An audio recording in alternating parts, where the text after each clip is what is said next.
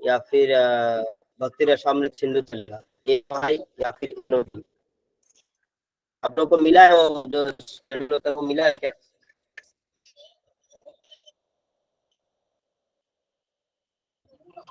वो गेट वाला शेड्यूल।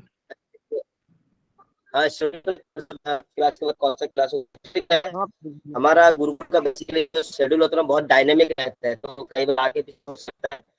तो लेकिन पढ़ाया सब लेकिन कई बार जो क्लास देने वाले होते हैं, तो जो मान लीजिए किसी और सेवा में कहीं और गए हैं, तो इससे क्या होता है आगे पीछे हो सकता है। लेकिन क्लासेस जरूर होंगे, मिस नहीं होंगे, वो होंगे, हो सकता है आगे हो पीछे हो, कई बार एक आध दिन बीच में बंद हो जाए, वरना कुछ कारण की वजह से, क्योंकि हम लोग कई सारा चीज हैंडल करते हैं एक साथ, इसीलिए थोड़ा ऐसा है। लेकिन जहाँ पे मैं हूँ यहाँ पे नेटवर्क ही नहीं है ना, बहुत दिक्कत है नेटवर्क, एक कोना में थोड़ा नेटवर्क आता है, उसी में बस क्लास हो रहा है। तो चलिए, सभी भक्तों का बहुत बहुत स्वागत है आज का उपनिषद क्लास में। और आज जो है, कौन सा डे आज हमने 6 8 आज 9वां दिन है। आज जो है श्री ईशो उपनिषद क्लास का 9वां दिन है। सभी भक्तों को स्वागत है। मैं हमारा जो मंगलाचरण उसको शेयर कर स्क्रीन।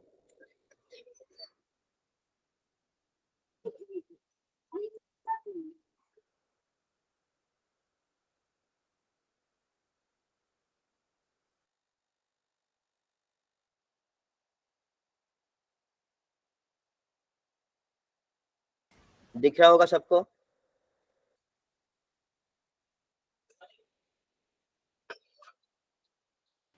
हरे कृष्ण प्रभु जी। हाँ दिख रहा है प्रभु जी। हाँ ठीक है।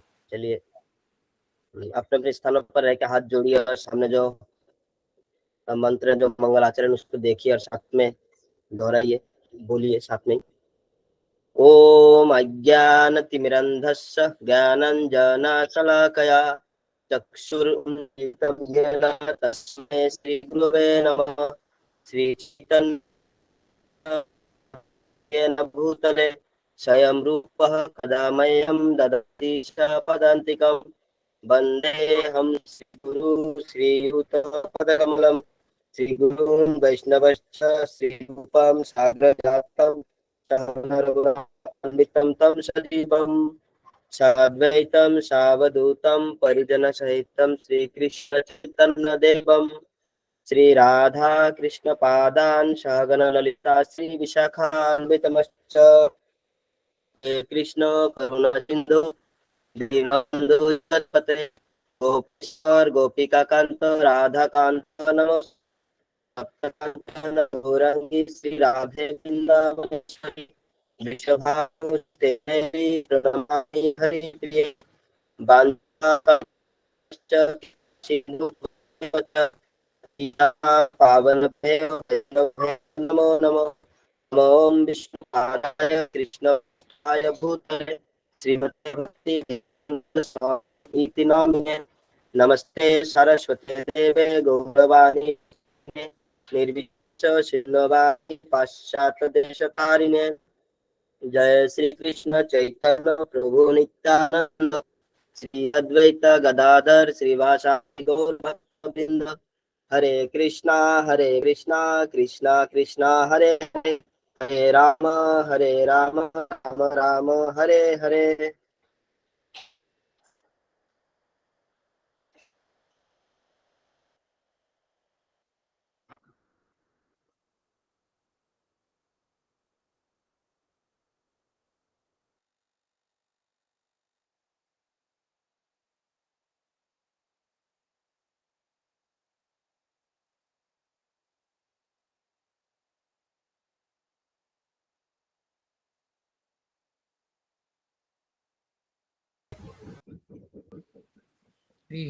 हरे कृष्ण। हरे कृष्णा। बहुत बहुत धन्यवाद सभी को मंगलाचरण रिसाइटेशन में भाग लेने के लिए। हमारा मंत्र है आज का।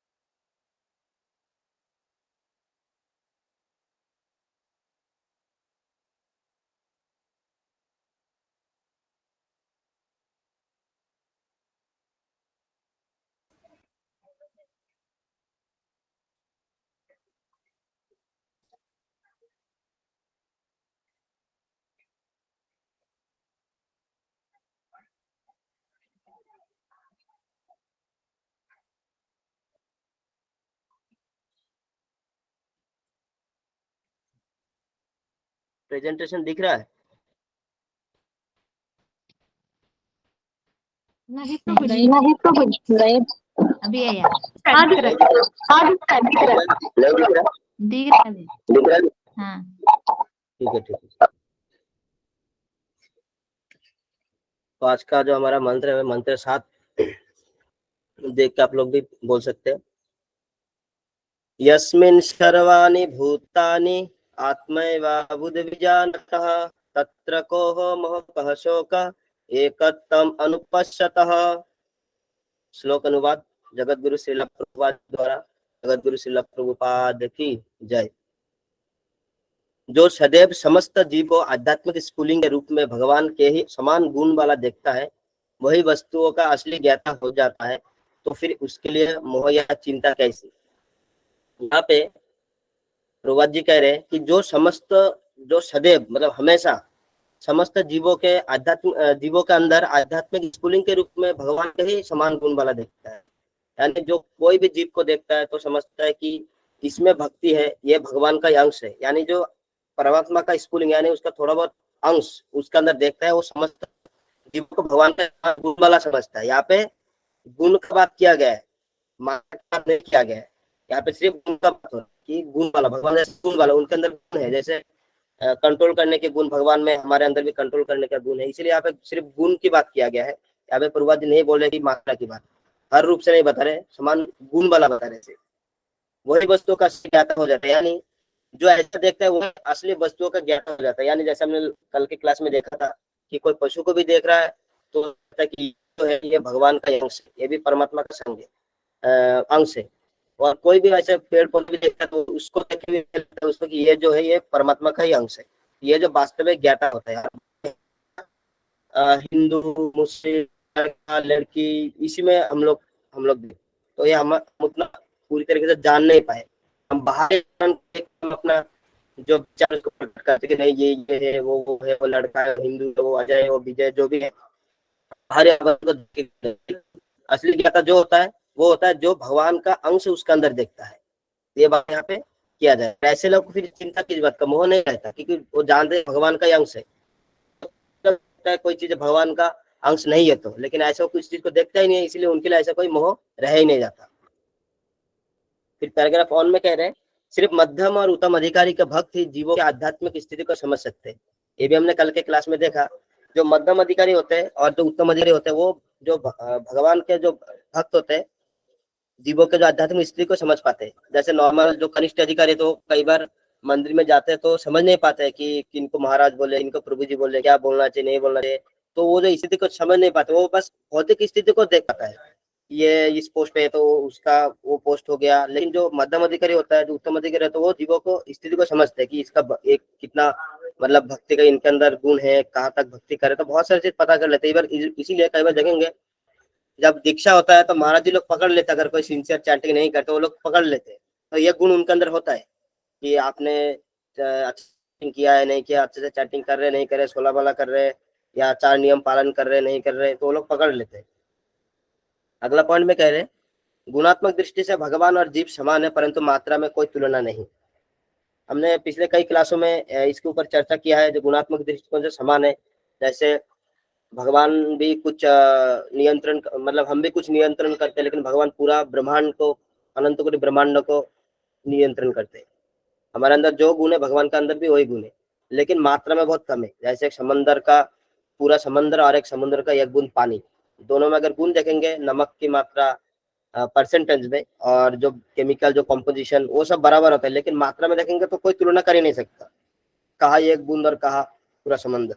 तो मात्रा में बहुत कम है। और यही बात कल शायद माता जी ने पूछा था, अद्वैतवाद द्वैत ऐसे पूछे थे, तो इसी से इसमें आता है वो। एक्चुअली ये जो सवाल था द्वैत और अद्वैत, वो ऐसा है, द्वैत मतलब जैसे पहले जब वेदों का जो कलम ने शायद यही पढ़ा था कि कुछ अलंकारिक शब्द को उठा लेते, तो वेदों में जहाँ पे दिया हुआ है कि ये मतलब रूल्स रेगुलेशन फॉलो करके जो मीट खा सकते, मांस भक्षण कर सकते, तो लोग क्या कर रहे थे, उसी एग्जैक्टली उसी वर्ड को उठा रहे थे और बाकी जो रिचुअल्स उसके पीछे था उसको नहीं फॉलो कर रहे थे। वो बोल रहे थे ठीक है हम खा तो सकते हैं ना, ऐसे करके सब खा रहे थे। फिर बुद्धदेव आके वेदों को नकार दिया। अब कई बार बोल सकते वेदों को नकारा, फिर क्या होता है कई बार ना लोगों के अंदर, क्योंकि भगवान तो मतलब भगवान नहीं चाहते कि मतलब लोगों को इतना तकलीफ हो, इसीलिए वो एक बार में जड़ से प्रॉब्लम खत्म करना चाहते हैं। तो अगर घर घर जाके तो बोलने मतलब बोल तो सकते हैं, लेकिन क्या फिर वो प्रैक्टिकल नहीं होता है, इसलिए उन्होंने डायरेक्ट वेदों को मना कर दिया। जैसे जैसे हमारे भारत में कोई नोटबंदी हुआ था कुछ साल पहले, तो अब जब सरकार को नोटबंदी करना था तो सरकार जो घर घर जाके नहीं बोलेगा ना कि जब नोट नोट मतलब बंद हो गया, इसलिए डायरेक्ट उन्होंने टीवी में छोड़ दिया कि नोट सब कैंसिल हो गया। ये इसके बाद क्या हुआ, जिनके घर में सारे नोट तो सब उनके लिए बेकार हो गए। इसी तरह डायरेक्ट बुद्धदेव ने वेद को नकार दिया, और जो लोग ये नियम कानून मान रहे थे उनके लिए सब वो वेद बेकार हो गए। यानी वो जो पशु हत्या कर रहे थे सब बंद हो गया ऑटोमेटिकली। उनको लग रहा था वेद में दिया इसलिए हम करेंगे, अब उन्होंने वेद को मना कर दिया तो उनके लिए वो जो नियम कानून लेकर सब बेकार हो गया। तो ऐसे क्या हुआ, उन्होंने फिर एक शून्यवाद हो गया, उन्होंने शून्यवाद का फिर चालू कर दिया आगे कि कुछ नहीं है, सब जीरो है। उसके बाद फिर ये भी हो गया। तो फिर उसके बाद फिर भगवान शिव के जो अवतार शंकराचार्य वो आए, तो उन्होंने आके द्वैतवाद चालू कर दिया। द्वैतवाद है ना, द्वैत अद्वैत बोलते थे, द्वैतवाद चालू कर दिया क्योंकि ये शून्य नहीं है, हम भी भगवान है और तुम भी भगवान हो, सब भगवान है, तो मतलब सब बराबर है। उन्होंने ऐसा बोल दिया सब बराबर है। उसके बाद ये भी गलत है कहीं ना कहीं, सब बराबर कैसे हो सकता है ना। तो फिर एक्चुअली डिटेल्स में बहुत सारा, मैं जस्ट आपको मतलब ऊपर ऊपर का बता रहा हूँ कि थोड़ा समझ में आ जाए कि एक्चुअल में कॉन्सेप्ट क्या। बाकी आप लोग डिटेल्स में देखेंगे वीडियोस में, काफी मतलब कॉम्प्लिकेटेड टॉपिक है। तो जो भी उन्होंने कह दिया कि हम सब एक है, जबकि हम एक नहीं है। गुणात्मक दृष्टिकोण से एक हो सकते हैं लेकिन मात्रा में नहीं है। फिर माधवाचार्य आए, वो बोले कि नहीं हम अलग अलग है, हम एक है, भगवान अलग, अद्वैत है ना, हम अद्वैत है यानी अभेद है, नहीं भेद है, मतलब हम एक है और भगवान एक है, अलग है। तो ऐसे दो अलग अलग है, ये भी कहीं ना कहीं पूरा 100% नहीं है। फिर तो गुणात्मक वाला दृष्टिकोण जो समान है वो भी, इसका भी खंडन हो गया। उसके बाद फिर चैतन्य महाप्रभु आए जो देह तत्व दोनों को मिला दिया कि हम अलग भी है और एक भी है। इसे कहते हैं अचिंत भेद अभेद, यानी एक भी है और अलग भी है। मतलब गुणात्मक दृष्टिकोण से एक है और मात्रात्मक दृष्टिकोण से हम अलग है। तो जो ये भेद है उसको कहा जाता है अद्वैत, और जो भेद नहीं है उसको कहा जाता है द्वैत। ऐसे मतलब शब्दों का खेल है, बाकी चीजें वही है। इसको ऐसे समझिए, भेदा मतलब भगवान और हमें भेद है भी और भेद नहीं भी, तो ये होता है द्वैत अद्वैत। बाकी इस रिकॉर्डिंग को दोबारा सुनेंगे तो और आपको और ऐसे अगर अभी भी कंफ्यूजन है तो सुन सकते हैं बाद में। बाकी काफी सारे वीडियोज में उसको भी आप समझ सकते हैं। ये भी मैंने मेरे सीनियर उनसे कल मैंने चर्चा किया थोड़ा सा, क्योंकि मुझे इतना डिटेल्स में नहीं पता था। फिर उन्होंने मुझे बताया, फिर एक्चुअली मैं देख तो रहा था लेकिन एग्जैक्टली जो वर्ड है ना द्वैत अद्वैत और इधर भेदा भेद, दोनों में मैं कंफ्यूज था थोड़ा सा, इसलिए मुझे समझ में नहीं आ रहा था। लेकिन अब मुझे क्लियर हो गया कि एक्चुअली मैटर क्या है। जो भी है, हम भेद भी है भगवान के साथ और अभेद भी है, तो ये हमें याद रखना है। आगे कह रहे शक्ति और शक्तिमान में कोई अंतर नहीं। महाभागवत गण इसी एकत्व भाव से सभी जीवों को देखते हैं, इसीलिए उनके लिए सब जीव एक है। ऐसे शक्ति और शक्तिमान में कोई अंतर नहीं है। उस दिन जैसा हमने बताया था कि भगवान और भगवान की शक्ति उसमें कोई भेद नहीं है, लेकिन हम शक्ति को ही सिर्फ भगवान मान लेंगे तो ये भी गलत है। इसीलिए हमें समझना पड़ेगा जो शक्ति और भगवान से आ रहा है, इसलिए शक्ति भी भगवान के बराबर है और शक्ति ही भगवान है। शक्ति भी भगवान है लेकिन शक्ति ही भगवान नहीं है, इसको समझिए। शक्ति भी भगवान है लेकिन शक्ति ही भगवान नहीं है। ही और भी का खेल है इसमें। तो इसीलिए परंतु मात्रा में कुछ सॉरी, और महाभागवत गण जो है वो सब में एकत्व भाव से देखते हैं सब जीव को कि ये भगवान का ही अंश, इसीलिए उनके लिए सब जीव एक बराबर है। उनके लिए पशु भी एक है, मनुष्य भी एक, इसलिए देखेंगे कई बार बहुत सारे ऐसे बहुत बड़े बड़े भक्त होते हैं, वो लोग मैं देखा है एक बार कहीं को देखा था कि एक ही प्लेट में वो लोग पशु और मनुष्य एक ही प्लेट में प्रसाद पा।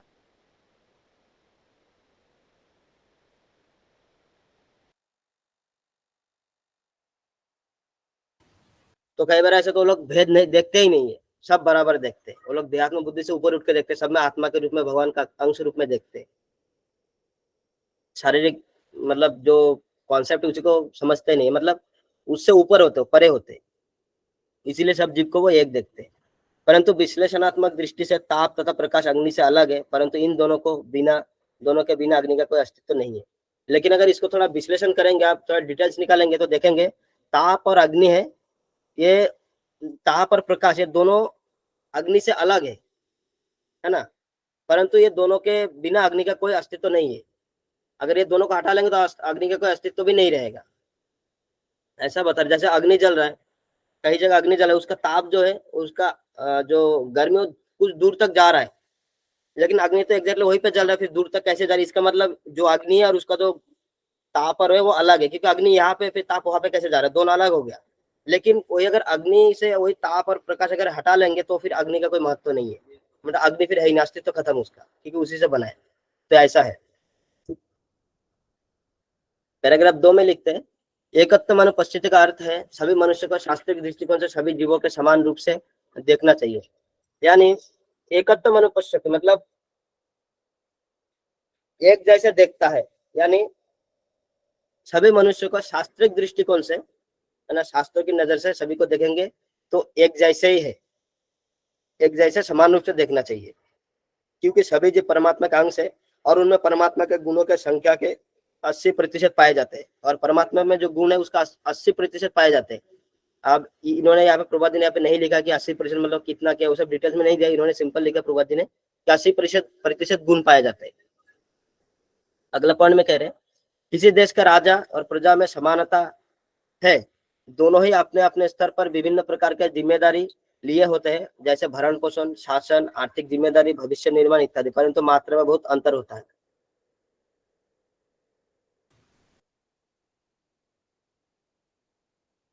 यहाँ पे कह रहे हैं किसी देश के राजा और उसके प्रजा में समानता है अपने अपने स्तर पर, क्योंकि जो राजा होता है उसको अपना पूरा जो राज्य का जिम्मेदारी होता है, कैसे राज्य चलेगा, और वही एक जो प्रजा होता है उसको जिम्मेदारी रहती है कैसे उसका परिवार चलेगा। राजा को देखना होता है पूरे राज्य का आर्थिक स्थिति को संभालना होता है ना, और जो प्रजा होता है उसको अपने फैमिली का आर्थिक स्थिति देखना होता है। राजा क्या करता है, पूरे राज्य का भविष्य के ऊपर चिंता करता है, या मेरे राज्य का जो जितने भी प्रजा उनका भविष्य कैसे होगा। वही जो प्रजा होता है वो अपने फैमिली के जो उनके बच्चे होते हैं या जो भी होते हैं उनके भविष्य के बारे में सोचता है। तो दोनों कर वही सेम चीज रहे, लेकिन क्या मात्रा अलग अलग है। मतलब यहाँ पे मनुष्य, ये राजा लाखों करोड़ों लोगों की चिंता कर रहा है और ये 2-4 लोगों की चिंता कर रहा है, लेकिन चिंता बराबर है, चिंता दोनों ही कर रहे हैं, लेकिन संख्या में कम है, मात्रा में कम है।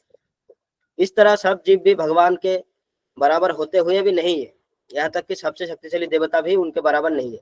इसीलिए सब जीव जो है भगवान के बराबर होकर भी नहीं है, और जो जितने भी बड़े बड़े देवता है वो भी भगवान के बराबर नहीं है। शिव, ब्रह्मा, इंद्र आदि देवता भी भगवान की स्तुति करते हैं। भागवत में हमें ऐसे कई उदाहरण देखने को मिलते हैं। ऐसा हमने कई बार देखा, शिव ब्रह्मा, शिव जी तो हमेशा भगवान का नाम ही लेते हैं, इसलिए ऐसे मैंने सुना है कि हमेशा लोग ऐसे तो बोलते कि उन्होंने विष पी लिया था इसीलिए उनका जो कंठ है वो नीला पड़ गया, लेकिन एक्चुअली में क्या है, भगवान का कलर नीला है, इसलिए हमेशा उनका कंठ में भगवान का नाम रहता है, इसलिए उनका कंठ नीला है, इसलिए उनका नाम है नीलकंठ। ऐसा हमने सुना है। और ब्रह्मा जी तो देख उनका पूरा आप देखेंगे ब्रह्म संहिता पूरा भगवान की स्तुति है। तो सब जो भगवान की स्तुति करते रहते हैं हमेशा के लिए। भगवद गीता 7.5 में भगवान कहते हैं कि सभी प्रकार के जीव उनके तटस्थ शक्ति से आते हैं। भगवान कहते हैं अपरमय मित सत्तज्ञाम प्रकृतिम विदधिम में पराम जीवभूता महाबाय बाहो यदम धार्यते जगत। श्लोक अनुवाद, हे महाबाहो अर्जुन, इनके अतिरिक्त मेरी एक अन्य पराशक्ति है जो उन जीवों से युक्त है जो इस भौतिक अपराशक्ति के साधनों को विदोहन कर रहे हैं। भगवान यहाँ पे कह रहे अर्जुन को कि मेरे इन अतिरिक्त मतलब इन्होंने भगवान ने इससे पहले वाले श्लोक में 2 प्रकार की शक्ति की बात करते हैं, एक परा और एक अपरा। पराशक्ति से जब पूरा भौतिक सृष्टि आता है, और पराशक्ति से आध्यात्मिक जगत है, और अपराशक्ति से पूरा भौतिक सृष्टि। तो यहाँ पे कह रहे मेरा एक पराशक्ति है जिनसे जीव आते हैं, जो पराशक्ति से भगवान के, हम लोग से भगवान का पराशक्ति है, इससे हम लोग पराशक्ति से हम लोग आए हैं, और पराशक्ति से आने के बाद हम लोग भगवान का अपराशक्ति के जो प्रकृति उसको हम विध्वंस कर रहे हैं, यानी हम खराब कर रहे हैं, जैसे नदी को खराब करते हैं, पहाड़ जंगल काट रहे हैं, हवा को खराब कर रहे हैं। तो भगवान के एक शक्ति से निकले हुए तत्व एक दूसरे शक्ति से निकले हुए तत्व को खराब कर रहे हैं। भगवान ये बोले हम लोग पराशक्ति है जीव, और भौतिक जगत अपराशक्ति, यानी जो पराशक्ति से निकले हुए जीव अपराशक्ति से निकले हुए धरती प्रकृति को खराब करे, यानी विध्वंस कर रहे हैं। ऐसा भगवान अर्जुन को बता रहे हैं। पैराग्राफ 3 में कहा जा रहा है आध्यात्मिक जीव सिर्फ भोग के लिए होते हैं, क्योंकि इनका प्रकृति आनंदमय है। जो आध्यात्मिक जीव है वो भोग के लिए होते हैं। यहाँ पे थोड़ा समझना पड़ेगा। आध्यात्मिक जीव मतलब हमारे आत्मा की बात किया जा रहा है, हमारे भौतिक शरीर की बात नहीं किया जा रहा है ना। आध्यात्म जो आत्मा वो हमेशा आनंदमय रहना चाहते हैं, है ना, उनको खुशी चाहिए होती है, क्योंकि हम वास्तविक में जो हमारा कंडीशन है वो खुशी के लिए हम बने हैं। इसीलिए जैसे थोड़ा खराब सिचुएशन आता है तो हमें दुख होता है और हमें खराब लगता है, दुख में हमें खराब लगता है, आनंद में हमें अच्छा लगता है। ठीक है, तुम्हें ये जल्दी लगे क्या? कितने ध्यानदेव जब म्यूट कर लीजिए।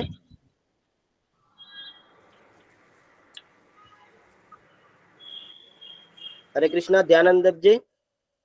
हाँ ठीक है। तो हम जो आत्माएं एक्चुअली खुशी के लिए बने हुए हैं, इसीलिए कभी हमें थोड़ा दुख आता है तो हमें प्रतिकूल वातावरण फील होने लगता है। जैसे मान लीजिए आप कहीं गए हैं, तो मान लीजिए आप कहीं दूर गए ट्रेन से, तो जैसे देखेंगे आप अपने एरिया में आ जाते हैं ना, तो आपको थोड़ा उस समय कॉन्फिडेंस फील होता है, क्योंकि आप उस एरिया के हैं। और जैसे उस एरिया से बाहर जाते तो आपको थोड़ा उस समय अच्छा नहीं, मतलब थोड़ा डर मन में, थोड़ा भय, इस टाइप का थोड़ा थोड़ा आपके मन में थोड़ा होता है। और जैसे अपने एरिया में आता, अपने स्टेशन पे आ जाता, थोड़ा उसमें पूरा कॉन्फिडेंस मेरा एरिया में आ गया। इसी तरह हमें दुख में हमें इसीलिए खराब लगता है क्योंकि हम एक्चुअली दुख के लिए है ही नहीं। आध्यात्मिक जगत में हम हमेशा के लिए खुश रहते हैं, इसीलिए जैसे हमें दुख आता है तो हमारे लोग प्रतिकूल एक तरीके से अनुभव होता है, जिसके कारण हमें खराब लगता है। क्योंकि हमारा जो प्रकृति तो आनंदमय है। वेदांत सूत्रों के 1.1.12 में कहा गया है, ओम आनंदमय अभ्यासात ओम। एक छोटा सा सूत्र है, ये जब हमारे दास गदाधर प्रभु जब पढ़ाएंगे वेदांत सूत्र, उसमें पूरा डिटेल्स में बताएंगे। इसमें कहा गया है, प्रत्येक जीव जिसमें परमात्मा के अंश है, वे सब सिर्फ आनंद के लिए बने हैं। यानी प्रत्येक जीव जिसमें परमात्मा का अंश है, वो सब आनंद के लिए ही बने हुए हैं। ये तो हम लोगों ने अपने गलती से यहाँ पे आके दुख भोग रहे हैं, लेकिन हम लोग एक्चुअली आनंद के लिए बने हुए हैं। लेकिन हम अपना गलती से हमने सोचा कि यहाँ से ज्यादा हम उधर करेंगे, आनंद पाएंगे, तो हम यहाँ पे आके फंस गए। लेकिन हमारा जो प्रकृति रूप है वो आनंद से आनंदित रहना ही है।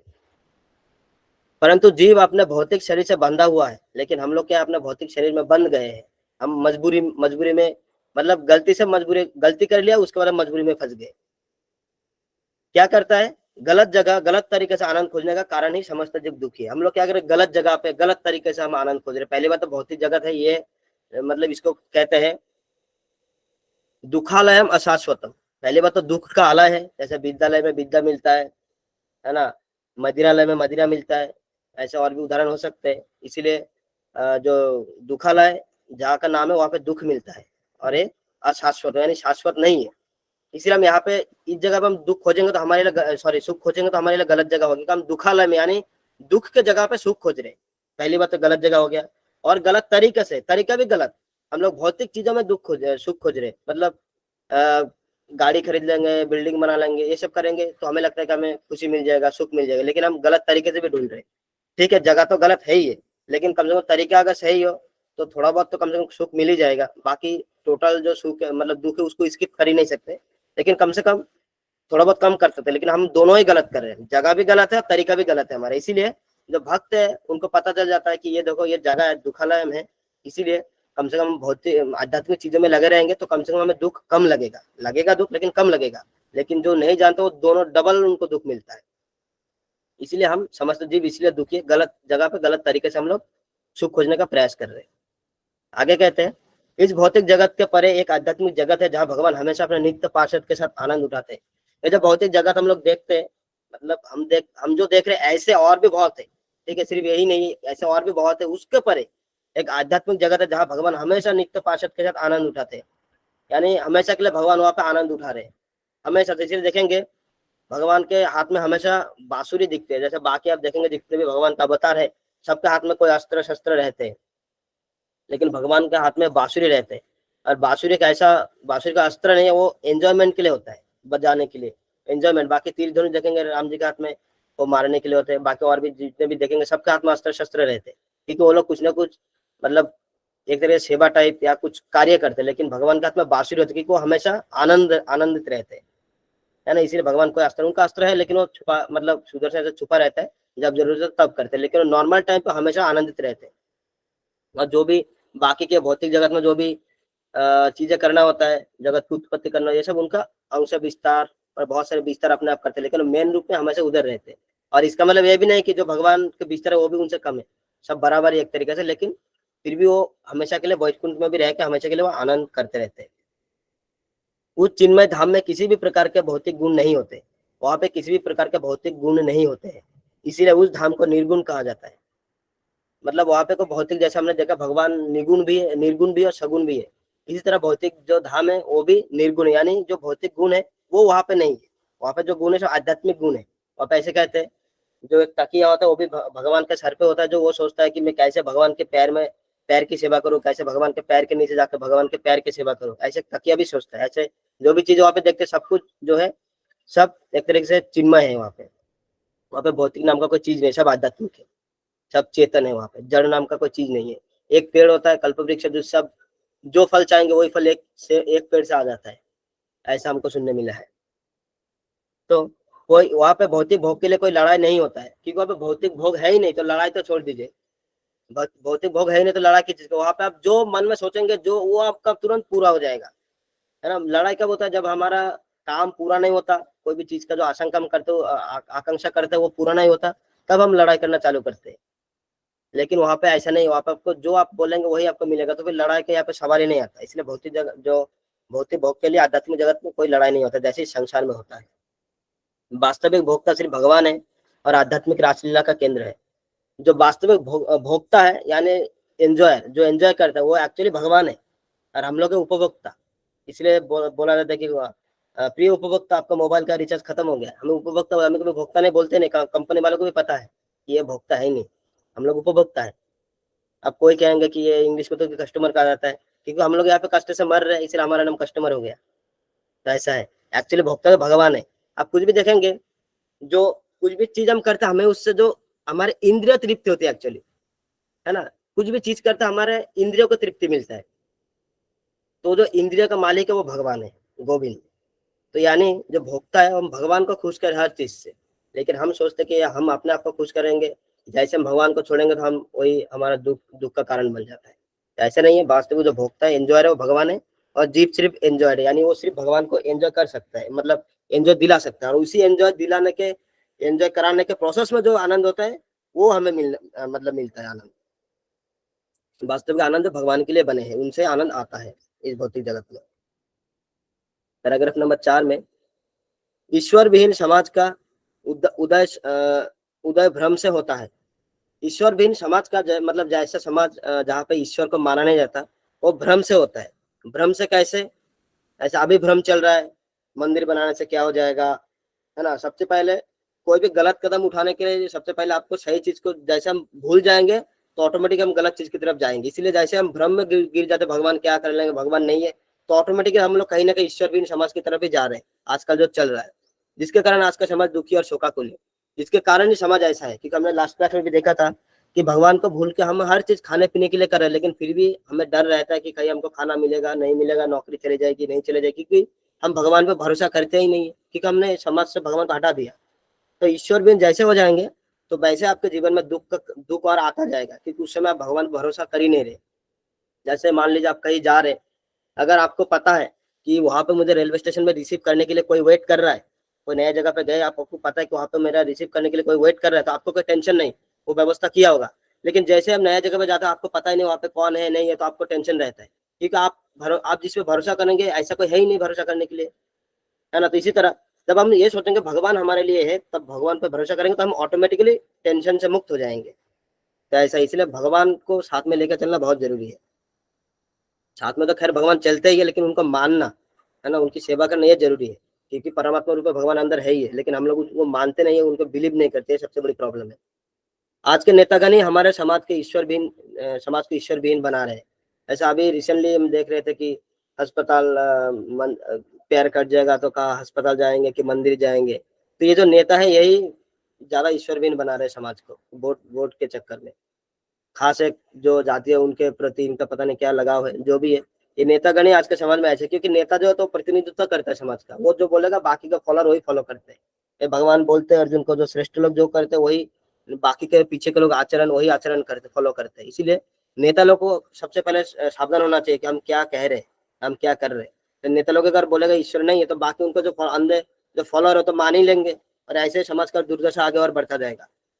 इसीलिए ऐसे समाज कभी भी बिखर सकती है, मतलब आज का समाज ताश के पत्ते के जैसा है, कभी भी बिखर सकता है। मतलब हर कोई रेडी है एक दूसरे को मारने के लिए, बस उनको मौका नहीं मिल रहा है। ऐसा है, इसे देखेंगे इतना बड़ा कंट्री है, फिर 2 साल से लड़ाई चल रही, अभी भी बंद नहीं हुआ, क्योंकि वो ईश्वर विहीन है, वो मानते ही नहीं है। वो समझते कि हम है, वो सामने वाला समझ हम ही है, बस तुम कैसे मैं अकेला हूँ, सामने वाला तुम कैसे मैं अकेला हूँ, इसी बात पे लड़ाई होता है। लेकिन वहीं पे जब कॉमन कनेक्शन निकलेंगे दोनों देशों में, दोनों राज्यों में, दोनों जिलों में, तब जाके एक्चुअल में शांति आ जाएगा। नहीं तो समाज ऐसे बिखर सकता है, क्योंकि इनको पकड़ने के लिए जैसे होता है ना, एक मोती के माला के अंदर धागा होता है, वो धागा ही होता है एक्चुअली, सबको जोड़ के रखता है। धागा धागा निकाल देंगे तो वो जो डिजाइनिंग वाला जो मोती, उसका उसका कोई मायने नहीं है, वो गिर के कहाँ चला जाएगा। इसी तरह है, ईश्वर को हटा देंगे समाज से, फिर समाज आपका ऐसे बिखर जाएगा। भगवत गीता 7.14 में कहा गया है, दैवी हेषा गुणोमयी मम माया दुरत्तया मामेव ये प्रपद्यन्ते माया में तम तरन्ति ते। यहाँ पे श्लोक अनुवाद में दिया गया है, प्रकृति के तीनों गुणों वाली इस मेरी दैवी शक्ति को पार कर पाना कठिन है। जो प्रकृति के 3 गुण है, जो प्रकृति तो तीनों गुण द्वारा संचालित है, हम जो भी क्रियाएं करते हैं तीनों गुण के प्रभाव में आके करते हैं। ये होता है सतोगुण, रजोगुण और तमोगुण। ये बहुत लंबा व्याख्या है। जो हर कोई हम क्रिया करते ना, तो हर चीज जो हम गुण के बस में आके करते हैं, कभी कभी तीनों गुण एक साथ हमारे अंदर काम करने लगते हैं। एक जो दिन होता है उसमें भी सुबह का गुण जो रजोगुण सतोगुण में होता है, दोपहर रजोगुण, फिर रात जो तमोगुण में होता है। ये बहुत सारा मतलब इसमें चीज रहता है। तो ये जो शक्ति से पूरे दुनिया चल रहा है तीनों गुण से, इसको पार कर पाना बहुत कठिन है। हम पार ही नहीं कर सकते, क्योंकि जो भी हम करेंगे कि उस गुण के कंट्रोल में आके ही हम कर रहे हैं, यानी जो एक्चुअल चीजें हम समझ ही नहीं पाएंगे। इसीलिए गुण से, ये तो तीनों गुण में से सतोगुण है सबसे ऊपर है, उसके जब आप सतोगुण में आ जाते हैं तब धीरे धीरे हमको समझ में आता है। लेकिन जब तक हम रजोगुण और तमोगुण में फंसे रहेंगे, तब तक हम सतोगुण का जो एक तरीके से उसका अनुभव वो कर ही नहीं पाएंगे, और सतोगुण का अनुभव नहीं कर पाएंगे तो आध्यात्मिक चीजें भी हमें समझ में नहीं आता है।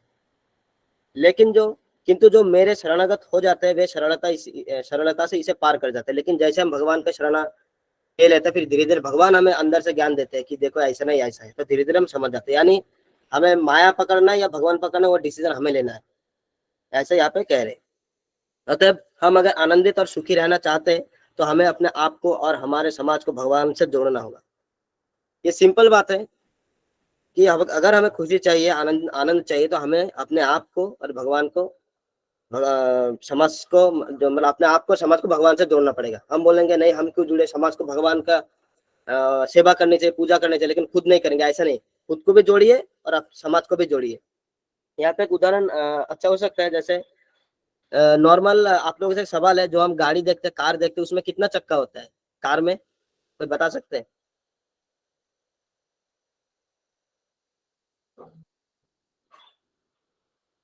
चार चक्का होते हैं। 4 चक्का होता है। रिपेयरिंग वाला, एक रिपेयरिंग वाला होता है, 5 होता है। यानी आप कह रहे 5 है? मतलब 4 गाड़ी में लगे होते और एक इसलिए एक एक्स्ट्रा होता है ना। हाँ हाँ, वो पीछे रहता है ना, डिक्की में रहता है। हाँ अपने। हाँ, पीछे रहता है। हाँ हाँ हाँ, अपने 5 का ये ठीक है, लेकिन जो 5वां चक्का है, यही एक्चुअली समाज का गलती यही है कि हम जो 5वां चक्का को समझते हैं पीछे वाला, एक्चुअली हमारा शोरूम समाज का। यही है भगवान के साथ। एक्चुअली 5वां चक्का सामने होता है, स्टीयरिंग व्हील जिसको कहा जाता है, उसको भी व्हील कहते हैं, स्टीयरिंग व्हील, वो भी चक्का है। व्हील का मतलब चक्का होता है।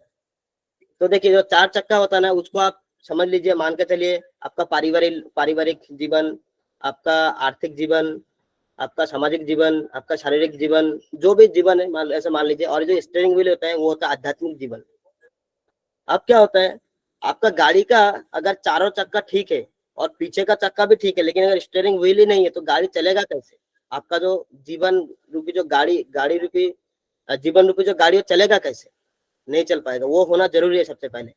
बाकी चक्का अगर आपको एक पंचर भी रहेगा ना, तब भी गाड़ी चलेगा, लेकिन स्टीयरिंग व्हील ही नहीं रहेगा तो कैसे चलेगा? इसी तरह भगवान है। अगर बाकी सब हमारे पास एकदम चकाचक, लेकिन भगवान है ही नहीं जीवन में, समाज में भगवान है ही नहीं, देश में भगवान है नहीं, तो कैसे चलेगा समाज?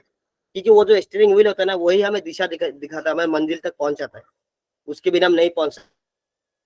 इसी तरह आध्यात्मिक जीवन के बिना हमारा कोई मंजिल तक हम पहुंच ही नहीं पाते। जो मंजिल तक हम पहुंचेंगे वो या तो रास्ते के साइड में गिरा हुआ खाई होगा, गड्ढा होगा, जहाँ पे आजकल हम लोग गिर ही रहे और गिर रहे समाज, उसी में हम लोग पहुंचेंगे। इसीलिए स्टीयरिंग व्हील का ठीक होना बहुत जरूरी है, और आध्यात्मिक जीवन जो हमारा है उसका ठीक होना बहुत जरूरी है, वो सबसे पहले है। बाकी टायर है नहीं है एक आध काम में चलेगा, लेकिन इन समाज क्या करते हैं या फिर हम लोग क्या करते हैं, हम लोग उस चक्के को स्टीयरिंग व्हील नहीं समझता, हम उसको समझते हैं पीछे वाला स्टेप नहीं समझते। जब वो एक चक्का पंक्चर हुआ उसी को निकालो, उससे पहले उसको नीचे पैर के नीचे रहने दो। इस तरह जब हमारे जीवन में जो 4 जीवन हमने बताया, 4 अवस्था, पारिवारिक, सांसारिक या आर्थिक, सामाजिक, शारीरिक जो भी है, जब भी कोई प्रॉब्लम आता है तभी भगवान याद आते हैं, स्टीयरिंग व्हील सॉरी स्टेपनी की तरह। अब भगवान को बुलाओ, भगवान को, ये भगवान मेरा ये पैसे दे दो, मेरा ये हो गया वो हो गया। तो ये सबसे बड़ा फॉल्ट है समाज का। हमें भगवान को सामने रखना है, अपना पीछे नहीं। भगवान को सामने रखकर चलेंगे तभी हमारा जो जीवन है वो सुखमय होगा।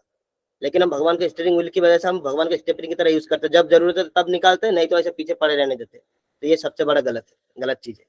तो मैं समझ सकता हूँ ये जो एग्जाम्पल था आप लोग समझे होंगे। पैराग्राफ 5 में कहा गया है, हम सिर्फ भगवान के लिए उन्हीं के केंद्र में, भगवान के लिए उन्हीं को केंद्र में रखकर कार्य करना चाहिए। यानी हमें हमेशा भगवान को केंद्र में रखकर कार्य करना चाहिए। कुछ भी कर रहे हैं भगवान के लिए कर रहे हैं, खाना बना रहे भगवान को चढ़ाएंगे, भगवान को खिलाएंगे, भगवान को क्या पसंद है वही चढ़ाएंगे। लेकिन आज क्या हमको खुद खाने का मन करता है, बना लेता, बना के हाँ भगवान को थोड़ा दे देते हैं, खिला देते हैं। लेकिन हम मन में बनाते समय भी सोचते रहे कि हम ये बना रहे, भगवान खाए, मतलब हम खाएंगे, कितना टेस्टी बनाएंगे, लेकिन भगवान को हम साइड कर देते हैं। तो ऐसे नहीं, हम भगवान के लिए बना के उसमें से हमें खाना चाहिए, ना कि हमारे मन पसंद बनाए फिर भगवान का बस नाम यूज कर लिया। ऐसा नहीं होना चाहिए। हमें भगवान को सेंटर में रखना है और कर्म फल भी उन्हीं को अर्पित कर देना चाहिए, और जो कर्म हम करते हैं फल भी उन्हीं को दे देना चाहिए।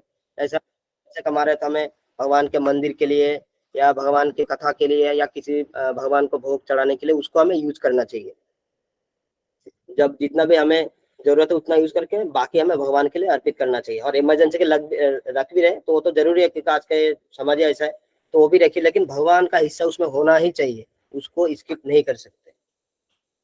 आत्मभूत और ब्रह्मभूत शब्द भगवत गीता 18.54 में बताया गया है, आसक्ति और लोभ से परे जाकर सिर्फ भगवान के लिए कर्म करना चाहिए।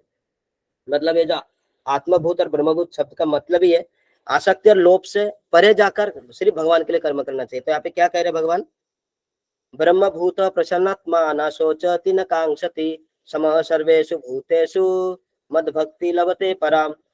श्लोक अनुवाद, इस प्रकार जो दिव्य पद पर स्थित है वह तुरंत परम ब्रह्म का अनुभव करता है। दिव्य पद मतलब आध्यात्मिक लेवल पे, यानी अध्यात्म बुद्धि से ऊपर जो उठ के दिव्य पद पर रहता है, डिवाइन स्टेट में रहते हैं, वो परम ब्रह्म का अनुभव करता है और पूर्ण तो प्रसन्न हो जाता है, हमेशा के लिए खुश रहता है। जैसे हमने देखा जो उत्तम भक्त होते हैं वो हमेशा प्रसन्न रहते हैं कि कोई जानता जो भी हो रहा है भगवान की इच्छा से हो रहा है, मैं भी भगवान का दास हूँ, जो भी करना है भगवान के लिए करना है और टाइम है ये गुजर जाएगा, बस भगवान की भक्ति करना है और हमें अल्टीमेट डेस्टिनेशन में पता है, तो वो प्रसन्न रहता है। हमें वह ना तो कभी शोक करता है, ना किसी वस्तु की कामना करता है। वो कभी शोक भी नहीं करता, कभी दुखी भी नहीं होता और ना किसी चीज की कामना करता है।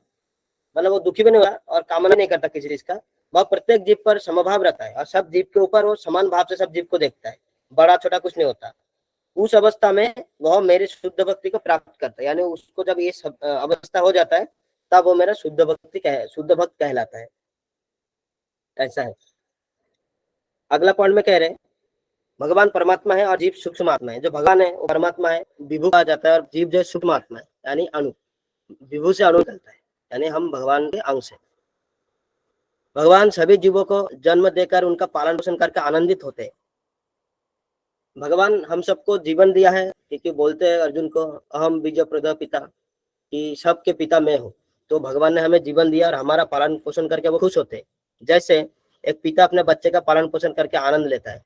देखेंगे जब बोलते हैं ऐसे भौतिक दुनिया में कि माँ बाप होना एक बहुत सबसे टॉप मोस्ट एक्सपीरियंस है इस दुनिया में, तो वो भी खुश होते हैं कि चलो हमारे बच्चे हुए, हम उनका पालन पोषण करेंगे उनकी हिसाब से जो लगता है।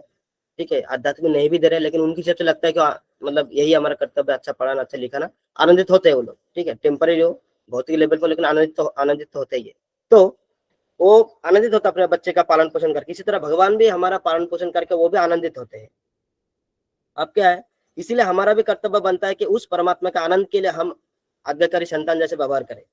अब भगवान हमें पाल पोष के बड़ा किया है, तो इसका मतलब हमारा भी कर्तव्य बनता है ना, कि जैसे मान लिया माता पिता ने हमें पाल पोष के बड़ा किया, तो हमारा कर्तव्य बनता है कि हम भी माता पिता का सेवा करें। और इसी तरह जैसे भगवान ने हमें, क्योंकि अल्टीमेट तो वही है, है ना, अल्टीमेट फादर तो वही है, तो उन्होंने हमें पाल पोसने के लिए सब व्यवस्था किया है, तो हमारा भी कर्तव्य बनता है कि हम भी उनके भक्ति करें, उनकी सेवा करें, जो कि हमारा एक्चुअल कर्तव्य है। पैराग्राफ 6 में कह रहे हैं, परमात्मा जीव की तरह ही एक व्यक्ति है और दोनों साकार है। परमात्मा जो है वो व्यक्ति है ना, जैसे अभी हमने देखा द्वैतवाद अद्वैतवाद एक हम अलग ही है जो भी। इसी तरह निराकारवादी है, वो लोग कहते कि मतलब भगवान है नहीं कुछ, मतलब ऐसे ही ब्रह्म ज्योति तेज है वो, इसी में वो लोग फंसे रहते हैं। लेकिन यहाँ पे प्रभात क्लियर बोल रहे हैं कि परमात्मा जीव की तरह एक व्यक्ति है, यानी हमारे तरह वो भी एक व्यक्ति है, वो कोई दूसरा चीज नहीं है, कोई गाय भैंस बकरी नहीं, वो भी एक व्यक्ति है और दोनों साकार है, हम भी साकार है वो भी साकार है। बहुत क्लियर स्टेटमेंट है। परमात्मा का शरीर सत चित्त और आनंद से बने हैं। जैसे हमने पिछले कुछ क्लासों में देखा, भगवान का जो शरीर होता है सत चित्त और आनंद से, यानी सत मतलब शाश्वत, कभी खत्म नहीं होने वाला, चित्त मतलब ज्ञान से परिपूर्ण, ज्ञान की कमी नहीं है जिसमें, और आनंद मतलब आनंद की भी कमी नहीं है, जो वास्तविक आध्यात्मिकता है। ये एक्चुअली वास्तविक आध्यात्मिकता यही है। अगर सत चित्त और आनंद नहीं है तो फिर आध्यात्मिकता नहीं हुआ, तो कहीं ना कहीं कमी है। और भगवान का शरीर इसी से बना है, भौतिक शरीर नहीं है। ऐसे कहते भगवान के शरीर में कोई शीरा नहीं होता, जैसे हमारे शरीर में शीरा होता है ये होता है, लेकिन भगवान का शरीर चिन्मय होता है, सत चित्त और आनंद से बने हैं। जैसे जीवात्मा को यह साक्षात्कार हो जाता है, वो समर्पण कर देता है। और जैसे जीवात्मा को मतलब ये साक्षात्कार हो जाता है कि भगवान सच्चित आनंद है और यही आध्यात्मिकता है, तो हम भी भगवान का अंश है, इसका मतलब हमें भगवान के पथ पर चलना चाहिए, भगवान को समर्पित कर देना चाहिए। तो ये जब समझ जाता है जीवात्मा, वो तुरंत समर्पण कर देता है। परंतु ऐसा बहुत दुर्लभ है, ऐसे लोग बहुत दुर्लभ है और बहुत जन्मों के बाद संभव होता है। और ऐसा जन्म और ऐसा व्यक्ति बहुत दुर्लभ है और बहुत जन्मों के बाद ही ऐसे संभव होता है। इसीलिए भगवत गीता में भगवान कहते हैं, भगवत गीता 7.19 में कहते हैं, बहुनाम जन्म नामंत ज्ञानवान मान प्रपद्यते वासुदेव सर्वमिति स महात्मा सुदुर्लभ। कह रहे अनेक जन्म जन्मांतर के बाद जिसे सचमुच ज्ञान होता है, यानी बहुत सारा जन्म के बाद जैसे इसको सचमुच ज्ञान हो गया, वह मुझको समस्त कारणों का कारण जानकर मेरी शरण में आता है।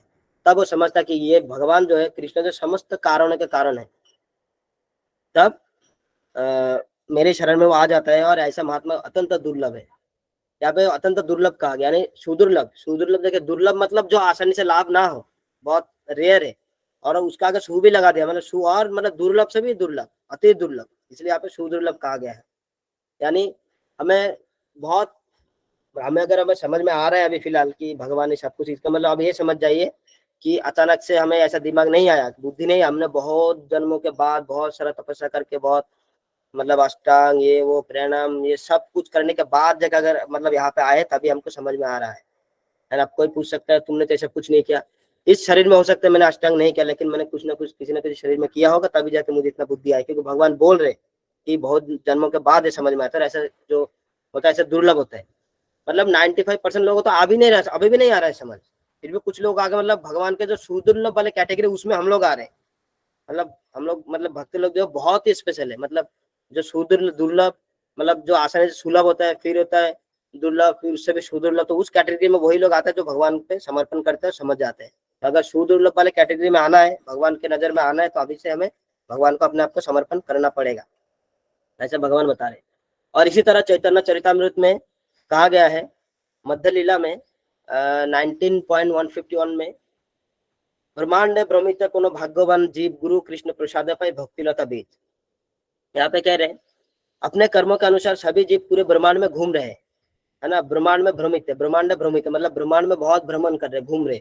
कैसे घूम रहे? जन्म मृत्यु के चक्कर में घूम ही रहे, बहुत सारे शरीर बदल रहे, कभी ये कभी वो, कभी कीट पतंग, कभी पशु, कभी पक्षी, कभी पेड़ पौधे। उसका ये जो यात्रा है वो चल ही रहा है। उनमें से कुछ ऊपरी ग्रह प्रणालियों में ऊपर जा रहे हैं, यानी कुछ उसमें जो ऐसे है जो ऊपर की तरफ जा रहे हैं। यानी जैसे हम लोग देख रहे थे कि जो थोड़ा टाइम के लिए भक्ति करता है या ज्यादा भक्ति करता है, ऐसे करके कोई सूर्य देव की पूजा करते हैं या चंद्र देव की पूजा करते हैं, ऐसे करके कुछ लोग स्वर्ग की तरफ जा रहे हैं। तो ऐसे लोग कहा जा रहा है कि कुछ लोग ऊपरी ग्रह की तरफ, ऊपर की तरफ जा रहे हैं, कुछ निचले ग्रह प्रणाली में नीचे जा रहे हैं, यानी कुछ नीचे भी जा रहे हैं, नरक आदि में जा रहे हैं कुछ लोग। लाखों भटकते जीव में से किसी एक बहुत भाग्यशाली व्यक्ति को कृष्ण की कृपा से एक प्रामाणिक आध्यात्मिक गुरु की संगति करने का अवसर मिलता है। यहाँ पे कह रहे ऐसे लाखों भटकते जीव में से कोई एक भाग्यशाली व्यक्ति होता है जिसको कृष्ण की कृपा से यहाँ पे दो चीजें, कृष्ण की कृपा से, ऐसे नहीं, कृष्ण की कृपा से एक प्रामाणिक आध्यात्मिक गुरु। पहली बात तो गुरु मतलब बहुत सारे गुरु है, मतलब आपको कोई गाड़ी अगर सिखा रहा है तो वो भी गुरु ही होते हैं, ऐसे बोलते हैं गुरु करके बुलाते हैं, ऐसा नहीं, आध्यात्मिक गुरु वो भी कैसा, प्रमाणिक। और कितने सारे देखिए आपको फिल्टर है, पहली बात तो आपका गुरु होना चाहिए, वो भी आध्यात्मिक गुरु, उसके बाद तो प्रमाणिक भी होना चाहिए, नहीं तो आध्यात्मिक तो बहुत सारे गुरु है लेकिन वो प्रमाण नहीं है, तो ऐसे मतलब कितना फिल्टर है। तो ऐसे भगवान ऐसे बता रहे हैं यहाँ पे, गुरु की संगति करने का अवसर मिलता है, यानी संगति करने का अवसर मिला है, अभी उसने संगीत किया, करेगा नहीं करेगा वो तो उसके पास है, लेकिन अभी अवसर मिला है सिर्फ। और ऐसे लाखों करोड़ों लोगों में फिर एक कोई तो संगति करता भी है वास्तव में, है ना। तो और आगे क्या करें, कृष्ण और आध्यात्मिक गुरु दोनों के दया से ऐसे व्यक्ति को भक्ति सेवा की लता बीज प्राप्त होती है। तो जब ये दोनों दया करते हैं तब जाके भक्ति लता का बीज हमें मिलता है। अब यहाँ पे लता कहा गया है, लता मतलब एक्चुअली बंगाली में लता मतलब होता है, हिंदी में पता नहीं इसको क्या बोलते हैं, ऐसे चढ़ते हैं ना ऊपर की तरफ, टहनी तो नहीं बोल सकते उसको, बेल बोल सकते क्या, बेल या कुछ तो होता है, ऐसे रस्सी की तरह ऊपर की तरफ चढ़ते हैं लता, जैसे क्या वो करेला का पेड़ होता है ना, करेला का जो होता है उसको भी लता ही कहते हैं, मतलब ऊपर की तरफ किसी का सहारा लेकर के गोल गोल घूम घूम ऊपर की तरफ जाता है या नीचे भी जाता है, इसको लता कहते हैं, है ना। उसको हिंदी में बेल बोलते हैं शायद, बेल या कुछ तो जो भी है, लत लत बोलते हैं, वेल क्या बोलते, वेल अच्छा बेल बोलते हैं ना, ठीक है। पतली, तो उसकी इसको पतली डाल लता होती है, कहा, हाँ पतली डाल होती है वो उसकी। जो, हाँ तो लता कहा गया है। लता क्यों कहा गया, कहीं छोटा पौधा कह सकते थे, लेकिन लता इसीलिए कहा क्योंकि ये जो लता जो होता है ना बहुत नाजुक होता है, यानी वो बहुत नाजुक होता है, उसको सहारा चाहिए होता है। वो ऐसे नहीं कि आपने छोड़ दिया तो हो गया, बाकी पेड़ की तरह पौधे की तरह जो बड़ा होगा, नहीं, वो उसको सहारा चाहिए होता है और वो बहुत नाजुक होता है। इसलिए ये जो भक्ति का बीज हमें प्राप्त होता है ना, भक्ति का जो बीज हमें प्राप्त होता है तो लता होता, मतलब लता की तरह नाजुक होता है, यानी वो बहुत मतलब बहुत नाजुक, मतलब कभी भी आपको कोई भी आकर आपको टरका के इधर उधर कर सकता है, इसीलिए आपको उसको सहारा देना पड़ेगा। जैसे हम लकड़ी का सहारा देते हैं उसको अच्छे से ऊपर लेने के लिए, इसी तरह आपको सहारा देना पड़ेगा भक्तों के संगों का, गुरु के आशीर्वाद का, भगवान के मतलब कृपा का, ऐसे थियों का आपको संग करना पड़ेगा जो उस भक्ति लाता उस चीज का सहारा लेकर आगे आगे बढ़ेगा, ऊपर की तरफ बढ़ेगा।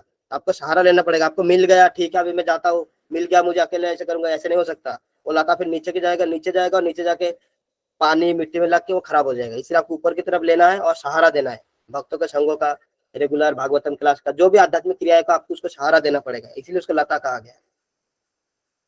आगे बता रहे, परंतु एक बार साक्षात्कार होने पर जीव हमेशा हमेशा के लिए लोभ मोह शोक जन्म मृत्यु के चक्कर से परे चला जाता है। यानी एक बार अगर साक्षात्कार हो गया, मतलब एक बार अगर समझ गया, साक्षात्कार मतलब मीटिंग, खुद से खुद का मीटिंग, मैं कौन हूँ, ये मीटिंग अगर हो गया एक बार, तो हमेशा के लिए लोभ मोह शोक जन्म मृत्यु जो भी भौतिक एस्पेक्ट पहलू है इससे वो परे चला जाता है, फिर उसका इस दुनिया से, इस भौतिक जगत से उसका कोई लेना देना नहीं होता। एक बार बस साक्षात्कार होना चाहिए, लेकिन क्या है तो बहुत टफ, लेकिन मतलब टफ होने के बाद मतलब बहुत महंगा भी है, मतलब टफ है, मतलब बहुत मुश्किल से मिलता है, लेकिन एक बार मिल गया तो बस आपका वही, और कुछ आपको नहीं चाहिए। इसीलिए बोलते जो चीज आसानी से मिलता है वो नहीं अच्छा नहीं होता, जो महंगे मुश्किल से मिलता है वही सही होता है। तो ऐसा ही यहाँ पे प्रमाणित होता है, क्योंकि बहुत कठिनाई से मिलता है ना, और एक बार आपने अगर उसको सही तरीके से यूज कर लिया तो फिर आप पार हो गए, इस भौतिक ब्रह्मांड से पूरा पार हो गए। तो बहुत बहुत धन्यवाद, हमारा आखिरी स्लाइड था आज का ये। तो अभी हम लोग प्रश्न उत्तर का जो सिलसिला है उसको चालू कर सकते हैं, तो आप लोग कृपा करके अपने अपने इस क्लास से रिलेटेड जो भी आपके मन में संदेह आ रहे हो आप पूछ सकते हैं, हम कोशिश करेंगे अपने जितना। हाँ हरे कृष्ण। वो जो आपने मतलब पैराग्राफ 3 वाला स्लाइड है ना, वहाँ पे हाँ आप ये बता रहे थे कि मतलब जो बांसुरी है ना, बांसुरी हाँ, के बारे में कुछ बोल रहे थे ना, मतलब और बांसुरी में ऐसे बता रहे थे, आचार्य लोग बताते हैं जैसे बाकी भगवान का अवतार में देखेंगे आप, जितने भी किसी का हर किसी के पास कोई ना कोई अस्त्र शस्त्र रहता ही है, लेकिन भगवान हमेशा बांसुरी बजाते हैं, यानी आनंद आनंद आनंदित रहते क्योंकि वो मालिक है ना। बाकी लोग जो कर्मचारी वो लोग काम करते हैं लेकिन मालिक आनंद लेते रहते हैं, इसलिए उनके हाथ में बांसुरी हमेशा एंजॉयमेंट के मूड में रहते हैं, ऐसे आचार्य लोग बताते हैं। अच्छा नहीं, मतलब कि जो अभी हमारा संस्कृत सेशन भी चालू है ना, मतलब कि तो उसमें हाँ हाँ मतलब कि जो मतलब ये जो माहेश्वर सूत्र है ना, जो हाँ हाँ जो कि इससे आए ना, मतलब कि जो मतलब कि मतलब शिव जी की डमरू से आए हैं ना, मतलब कि वो। हाँ हाँ हाँ हाँ। तो वहां पर मतलब कि और मतलब कि जो विष्णु जी है उनके पास भी मतलब ये शंख होता है ना, मतलब कि नहीं, शंख तो ऐसे होता है जब वो मतलब बहुत चतुर्भुज सारे हैं अवतार में मतलब आता है, कि। शंख चक्र पदा गदा पद्म होता है। लेकिन नॉर्मल जब वो रहते हैं, जब रासलीला या कई बार, तो उनका हाथ में बांसुरी होता है। इसलिए देखेंगे जब भी कोई भी मंदिर में आपको मिलेंगे तो उनका हाथ में बांसुरी होता है ना। ऐसे आचार्य लोग बताते हैं। ठीक है, बाकी वो तो जब शंख चक्र जब वो चतुर्भुज रूप धारण करते हैं, उनका जो भगवान को एक्चुअल रूप वो दो हाथ वाला ही है। बाकी सब बिस्तर बिस्तरों के बिस्तर ऐसे है, लेकिन जो दो हाथ वाले वो एक्चुअल ओरिजिनल है, जिनका हाथ में बांसुरी रहता है, हमेशा वो मतलब एंजॉयमेंट के मूड में रहते हैं। अच्छा, ओके। हाँ, ठीक है।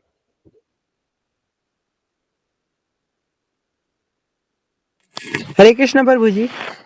हाँ, हरे कृष्णा। प्रभु जी, मेरा प्रश्न है कि अगर शुभ माना जाए कि नहीं। आपका एक्चुअली प्रभु जी, आवाज नहीं आया, कट गया था, दोबारा बोलिए एक बार। अच्छा, जैसे कि अगर स्वप्न में अगर भगवान दर्शन दे तो उसको शुभ माने कि नहीं, या कोई संकेत। प्रभु देखिए, जी। इसका कई तरह से हो सकता है। आप अगर दिन भर भगवान के बारे में सोचेंगे तो वो चीज भी कई बार सपने में आते हैं, और सच में भी आ सकता है, कोई कह नहीं सकता। जैसे हमने कल देखा कि हम सिर्फ भक्ति में आके टाइम पास, मतलब टाइम बहुत टाइम अगर ड्यूरेशन हो गया, इसका मतलब ये नहीं कि वो उत्तम भक्त हो गया। तो कई बार ऐसा होता है, तो उसको शुभ ही माने। भगवान तो किसी भी एंगल से देखो शुभ ही शुभ है। ठीक है, हमें भी बोल दिया कभी कभी हमारे सपने में आने के लिए, उनको बोल दीजिएगा। प्रभु जी, लेकिन और एक है जो ये बात सिर्फ मैंने अपनी मम्मी को बताई है। जब हम हाँ छोटे थे ना, जब हम छोटे हाँ थे तो मतलब हम लोग के कुआं में पानी भरा हुआ था। तो हम हाँ कुआं हाँ। को देख रहे थे तो वहां से अचानक से राधा कृष्ण की मूर्ति सच में ऊपर आ गई। तो हम सोचे ये होगा, कुछ होगा मतलब ऐसे ही प्लास्टिक वाला। तो हम जैसे ही डंडा लेके उसे उठाने खोजने लगे ना, तो फिर वो नीचे हाँ, चला गया। तो उसको हम अच्छा। क्या माने कि ये बात हम सिर्फ अपनी मम्मी को पता है और किसी को नहीं। हाँ प्रभु जी। अब मैं क्या बोलूं इसका प्रभु। ये तो बहुत अच्छा चीज है, अगर ऐसा आया तो ये तो मतलब बहुत बहुत बड़ा चीज है। आप बाद नहीं, में चेक भले किए ये कि नहीं? जी प्रभु जी। आपने बाद में चेक किया कि नहीं उसमें की जी कि प्रभु जी, कोई मतलब ना घर का कुआं था तो ये पानी भरा हुआ था, मतलब बरसात के दिनों में तो हम बैठे हुए थे और शायद कुआं को ही देख रहे थे। तो मूर्ति एकदम से अचानक से उठ उठ उठ गई पानी से। तो हम देखे कि बहुत सुंदर है, तो हम डंडा से उसको मतलब किनारे ना लाने लगे, तो मूर्ति जो है फिर अंदर घुस गई और फिर दोबारा कभी नहीं उठी मूर्ति। आपका कितना उम्र था उस समय? 13 साल। अरे तो फिर तो आप बहुत बड़े थे उस समय। हाँ, हो सकता है तभी तो आप शायद भक्ति में आ गए। है ना, ऐसा थोड़ी है कि हर कोई भक्ति में आ रहा है। कुछ ना कुछ आपका भी कनेक्शन होगा नहीं, तभी आप अच्छा। भक्ति। हाँ। तो इसको हम आपको क्या माने पहले प्रभु जी। इसको ये मानिए, हम लोगों को भक्ति करने के बाद दर्शन मिलेगा नहीं मिलेगा उसका पता नहीं, आपको पहले दर्शन हो गया। इसीलिए आपका भी कर्तव्य बनता है भक्ति करना। बस भक्ति करिए। जी हाँ, जी, धन्यवाद। हरे कृष्णा। जी इनको बोलिए अपना दर्शन दीजिए। आप अपना हाँ, दर्शन दीजिए माता जी को। दिखा रहे हैं। दिखाइए दिखाइए। हाँ, हरि बोल। देखिए सब हमारे सूरज मान जी।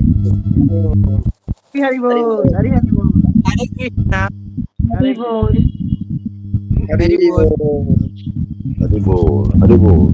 क्या बहुत भाग्यशाली है। हाँ, वही ना। हम लोगों को तो पता नहीं, लेकिन आपको दर्शन पहले हो गया। हाँ, तो हनुमान जी इसीलिए बाबा भी आपको तो कहते भक्ति हैं कि करना जरूरी भगवान। है। आगे कोई सवाल? आगे और एक सवाल है प्रभु जी। हाँ, बोलिए। ये भी मतलब उसी प्रकार है, मतलब हम ना संडे का दिन हर संडे हम गुरुकुल जाते हैं पूजा करने के लिए। तो एक दिन ऐसे ही मतलब ना रात में पूरा बरसात होने लगी। तो उस दिन भी भगवान सपने में आए और मतलब दर्शन दिए, मतलब दिखा दिए हमको कि आज मतलब सुबह में इतना बरसात होगा कि तुम ना मंदिर नहीं जाओगे। तो पता नहीं क्या मन में किया, तो हम भी ठान लिए कि नहीं जाएंगे। फिर हमको सबको बोलने लगा कि भगवान तुमको परीक्षा ले रहा था कि तुम जाओगे कि नहीं। इतना मतलब भरी बरसात में इतना आंधी तूफान है, फिर भी तुम उनकी भक्ति में लीन हो, तुम कैसे नहीं जाओगे। इस तरीके से बोला तो हम चल गए। तो हम गए तो मंदिर ना बंद था। अच्छा। तो हमको बहुत बुरा लगा कि हम सोचे कि भगवान हमको यही वो बता रहे थे कि तुम कल दर्शन करने नहीं सकोगे तो मत जाओ। तो जब हम आ रहे थे वापस, तो हम देखे ना कि दो लोमड़ी मतलब बैठी हुई थी, और मतलब उन लोग अपना कुछ बातचीत कर रहे थे अपने हिसाब से। तो घर आए, हम उन्हीं को दोनों को प्रणाम कर लिए। हम सोचे यही भगवान कृष्ण और राधा होंगे। आगे और मम्मी को बता दिए कि मंदिर बंद था। तो आते वक्त देखे दो लोमड़ी। तो माँ बोले हाँ तो कोई बात नहीं, उन्हीं को वही भगवान का रूप थे। इस तरीके से मम्मी बता दी। और हम लोग के हिसाब से मतलब कहीं भी जाते वक्त अगर लोमड़ी दिख जाए ना, तो वो शुभ माना जाता है। तो अच्छा। इसके बारे में भी कुछ बता दीजिए प्रभु जी। देखिए साहब, शुभ शुभ हो रहा है आपके जीवन में, ठीक है। इसको ज्यादा ऐसे ऑनलाइन सोशल मीडिया प्लेटफॉर्म में ज्यादा मत बताइए, फिर मीडिया वाले आपके घर पहुंच जाएंगे, बहुत सारा और प्रॉब्लम एक हो बात सकता है है। प्रभु जी, और एक बात है, हम कितने सारे भगवान को रियलाइजेशन हो गया आपको? जी प्रभु जी। कितने सारा हुआ आपको रियलाइजेशन ऐसे? आप तो सब बता रहे इधर। अच्छा, बहुत सारे, क्योंकि मतलब अभी तक मुझे मतलब मेरी बातों पे विश्वास करने वाले कोई नहीं थे, अभी आप लोग हैं। नहीं नहीं, क्योंकि विश्वास कैसे नहीं करेंगे क्योंकि हम लोग आप। और एक बात है, बचपन से लेकर आज तक मैंने भगवान को, एक्चुअली मेरे चाचा कहते हैं कि भगवान से कुछ नहीं मांगना चाहिए, क्योंकि देने के समय देता है लेकिन लेने के समय बहुत ज्यादा लेगा। जैसे कि वो आपको, आप 100 रुपया मांगोगे ना, तो आपको 100 रुपया देगा, लेकिन वो लेते वक्त 1000 रुपया लेगा। तो हम बोले ना कि ऐसा नहीं है चाचा, देखिए हम बचपन से भगवान को बोले हैं ना, हमको ये चाहिए तो चाहिए, वो हमको अगला दिन ही दे देता है। तो हम मम्मी को भी बता देते हैं कि मम्मी माँ हम भगवान को ये बोले थे, तो देखियो हमको ये वाला कर दिए। तो जहां तक देखा जाए तो भगवान मेरे ऊपर मतलब बहुत मेरे ऊपर कृपया करते हैं, इसलिए हम उनके बहुत आभारी हैं। उन्हें हरि वो बोल, मतलब हरि बोल, वो, हरि इसमें मैं वो इसमें मुझे मैं कुछ बोलूं आपको? जी मैं आपको इस कॉल के बाद लिस्ट दे रहा हूँ। जी प्रभु जी क्या बोले। इस कॉल के बाद मैं आपको लिस्ट भेजूंगा, लिस्ट क्या क्या चाहिए मुझे, तो आप मांग लीजिएगा। अच्छा आपके, जिसका आपका हरे नहीं पता कृष्णा लेकिन प्रभु जी, हरे आप कृष्णा मांग प्रभु लीजिए। जी।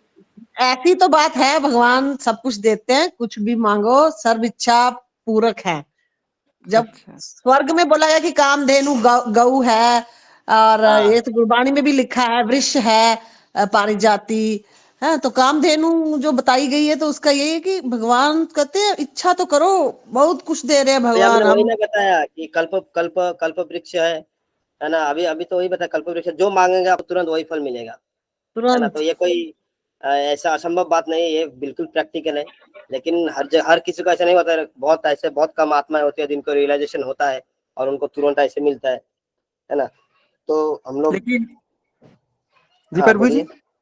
हाँ लेकिन बोलिए वो बोलिए। अगर मतलब वो भी मतलब एक शर्त रखें, अगर तुम किसी के बारे में कुछ बुरा सोचोगे, या फिर अगर कुछ कुछ उसको बुरा बोलेगे ना, तो तुमको भी चोट पहुंचेगा। और ऐसा ही होता है, किसी के बारे में हम कुछ सोचते हैं ना, तो हमको तुरंत चोट पहुंच जाता है, मतलब कुछ भी घटना हो जाता है तुरंत।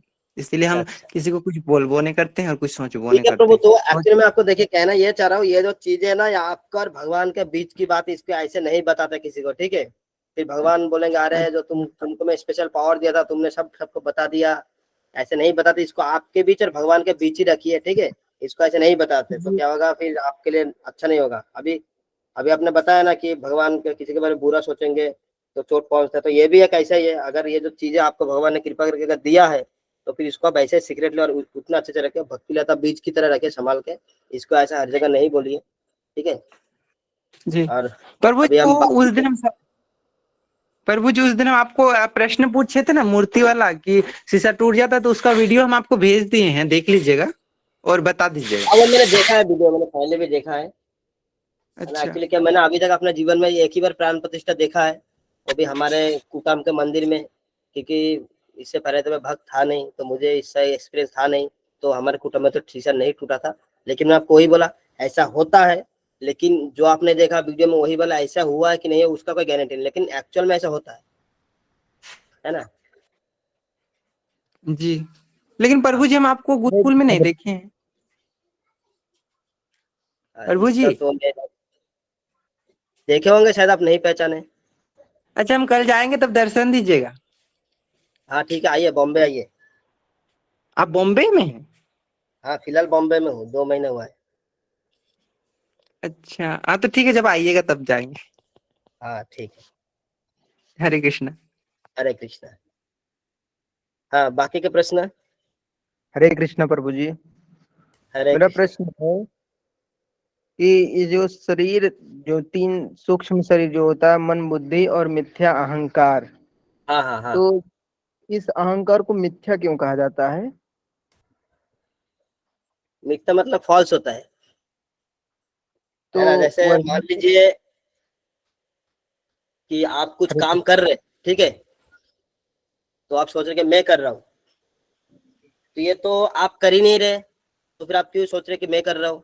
तो ये मिथ्या हो गया ना, अहंकार जो आप कर रहे हो वो मिथ्या हो गया, हाँ। है ना। वो ये भगवान पे समर्पित कर देंगे तो फिर वो अच्छा हो गया, फिर कि आपने वो क्रेडिट अपने लिया ही नहीं। यानी मिथ्या अहंकार मतलब वो चीज है, हम उस चीज को अपना, हम अपने आप को ऐसा मान लेते जैसा में एक्चुअल में है ही नहीं, है ना। अपने आप को बुद्धिमान मान लेते हैं, अपने आप को बलवान मान लेते हैं, अपने आप को ज्ञानवान मान लेते हैं, है ना। तो ये जो मानना जो चीज है वो हम अपने आप को मान लेते हैं, ये गलत है, इसीलिए इसको मिथ्या अहंकार कहा गया है। प्रभु जी। ये सब कुछ भगवान प्रभु का जी है। प्रभु जी, एक प्रश्न और है। जी। ये near death experience, out of body experience, ये सब जो साइंस में बताया जाता है, इसको हम्म। कैसे यहाँ से रिलेट करके समझे? देखिए बहुत रेयर एक्सपीरियंसेस होता है ना। एक डॉक्टर, एक वैज्ञानिक डॉक्टर है, डॉक्टर इयन स्टीवेंसन करके, उन्होंने बहुत सारे केसेस को ऐसे उन्होंने जांच पड़ताल किया है, जिससे पता चला नियर डेथ एक्सपीरियंस ऐसे होता है, किसी का ऑपरेशन हो रहा है, उसका आत्मा बाहर जाता है और ऊपर से देखता है कि ये जो डॉक्टर है वो मेरे शरीर का यहाँ पे ऑपरेशन कर रहे हैं। फिर वो आत्मा फिर अंदर आता है, जब वो पेशेंट ठीक हो जाता है वो बोलता है कि आप लोग ना बहुत बात कर रहे थे मेरा ऑपरेशन करते समय, ये कर रहे थे, जबकि उसको एनेस्थीसिया ये सब दिया होता है। तो आत्मा शरीर से बाहर जाता है फिर आता है, तो इसको बोलते हैं नियर डेथ, मतलब आउट ऑफ बॉडी, मतलब बॉडी से निकल गया। दोनों चीज लगभग एक ही है। एक पंजाब में है, सिख माता जी है, उनका नाम मुझे एग्जैक्टली याद नहीं आ रहा, उस दिन मैंने माता जी को शायद बोला था। उनका एक वीडियो कई बार है, उसमें कहते हैं कि वो उनका डेथ हो गया था, वो फिर गए स्वर्ग में या जहाँ पे गए, वो बैतरणी नदी देखा, वहाँ पे वो पार नहीं कर पा रहे थे, तो एक तो सफेद कलर का कुछ वहां से उस तरफ से आई, आके उनको पार करके लेके गए यमराज के पास। तो उन्होंने देखा, बोले तो तुमने गलत आदमी को लेके आया, ऐसे करके कुछ कहानी है, मतलब जो भी है। तो बताते कि नहीं आपने गलत आदमी को लेके आया, तो बोलते हैं कि तो फिर मैं नदी कैसे पार कर गए? बोले आपने अपने जीवन में 20 मिनट का ही तो कथा सुना था, जो गुरुद्वारे में होते हैं, तो वो आपने सुना था, इसलिए नदी पार करने के लिए आपको एक सफेद जो भी है दूत आपको भेजा गया था आपके लिए। तब वहां से वो वापस आती है, आके जब वो शरीर उनका पड़ा होता है, रिश्तेदार रोते हैं, उस शरीर में फिर वापस वो आती है, और फिर अचानक से आवाज बगल वाले रूम से, कुछ तो कौर कौर उसका नाम है, कुछ कौर करके, तो वही नाम का बगल वाले घर से फिर अचानक रोने की आवाज आती है। अभी वो माता जी जो वो चली गई, एक्चुअली जाना था उनको, ये लोग इनको लेके चले गए थे। अब बाद में जब ये वापस इनको कर दिया फिर वो चले गए, तो फिर बताते हैं बाद में कि इसीलिए तब से मुझे पता चला कि जो नाम सुनने का जो है गुण, मतलब वो है सबसे ऊपर है। आप दान करेंगे, कुछ भी करेंगे, उसका कोई फल नहीं। आप भौतिक सेवा कितने भी कर लीजिए, भगवान का अगर आपने सेवा नहीं किया, नाम नहीं किया, तो कोई फायदा नहीं। इसीलिए वो माता जी जो है, हर जहाँ पे भी मतलब सिखों का गुरुद्वारे में या कहीं भी कुछ ऐसे प्रोग्राम होता है, हर जगह वो माता जी जाती है। और वो जो पढ़ते ना, सिख में जो लोग पढ़ते, वो लोग देखते कि अरे ये माता जी हर जगह आते, फिर उनको वो सवाल करते कि आप हर जगह क्यों आते? तब जाके ये जो कहानी मैंने अभी बताया वो उनको बता के ऐसा ऐसा है, इसीलिए मैं कितना भी दूर हूँ, मैं कथा कभी मिस नहीं करती, इसीलिए ये होता है। ये आत्मा शरीर ये सब सच है, साइंस, क्योंकि हमारा साइंस हमारे पास उतना नहीं है जिसके कारण हम लोग प्रूफ नहीं कर पाते। लेकिन एक्चुअल में डॉक्टर लोग कई सारे किताब है, इसमें पढ़ेंगे, डॉक्टर यानी स्टीवेंसन का मैंने आपको बताया, वो उनका बहुत सारे रिसर्चेस है जिसमें ये सब सिद्ध किया गया है कि आउट ऑफ बॉडी होता भी है और ये भी होता है। इसीलिए ऐसे मैंने सुना है कि जब भी हमको छींक आता है ना, तो मिली सेकंड के लिए हम लोग शरीर से वो मतलब कुछ तो होता है जिसके कारण हम राम राम बोलते हैं, छींक आने के बाद हमारा शरीर मर जाता है, ऐसे मैंने सुना है।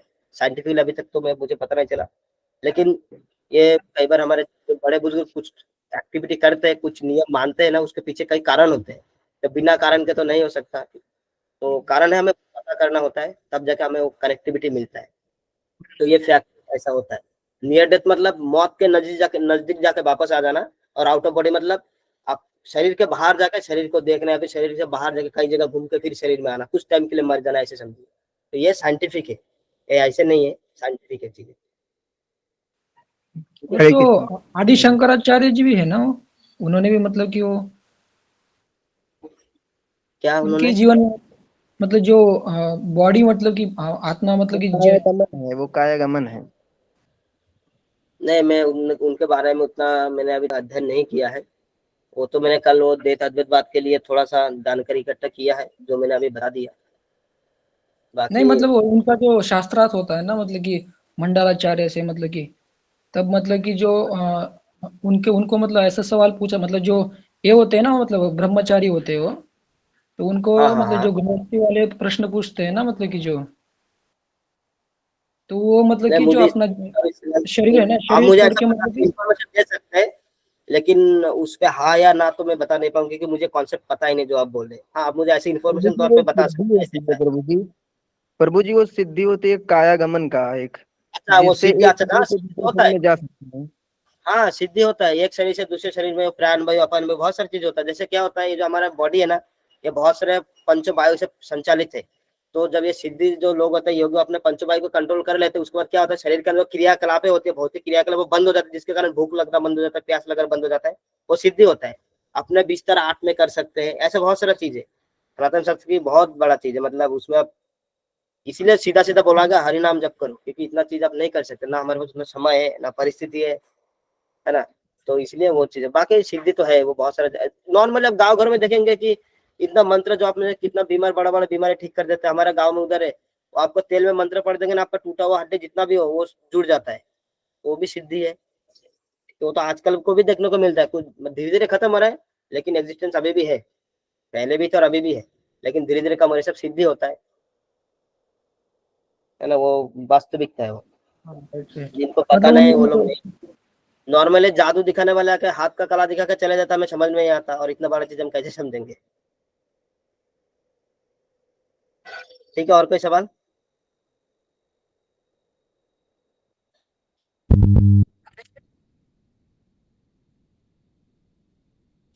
पॉइंट प्लीज एक्सप्लेन कर सकते हैं दोबारा? कौन सा वाला माता जी? कौन सा वाला पता नहीं। पैराग्राफ 3 का फर्स्ट और थर्ड पॉइंट। पैराग्राफ 3 का फर्स्ट, अच्छा फर्स्ट पॉइंट है, आध्यात्मिक जीव सिर्फ भोग के लिए होते हैं।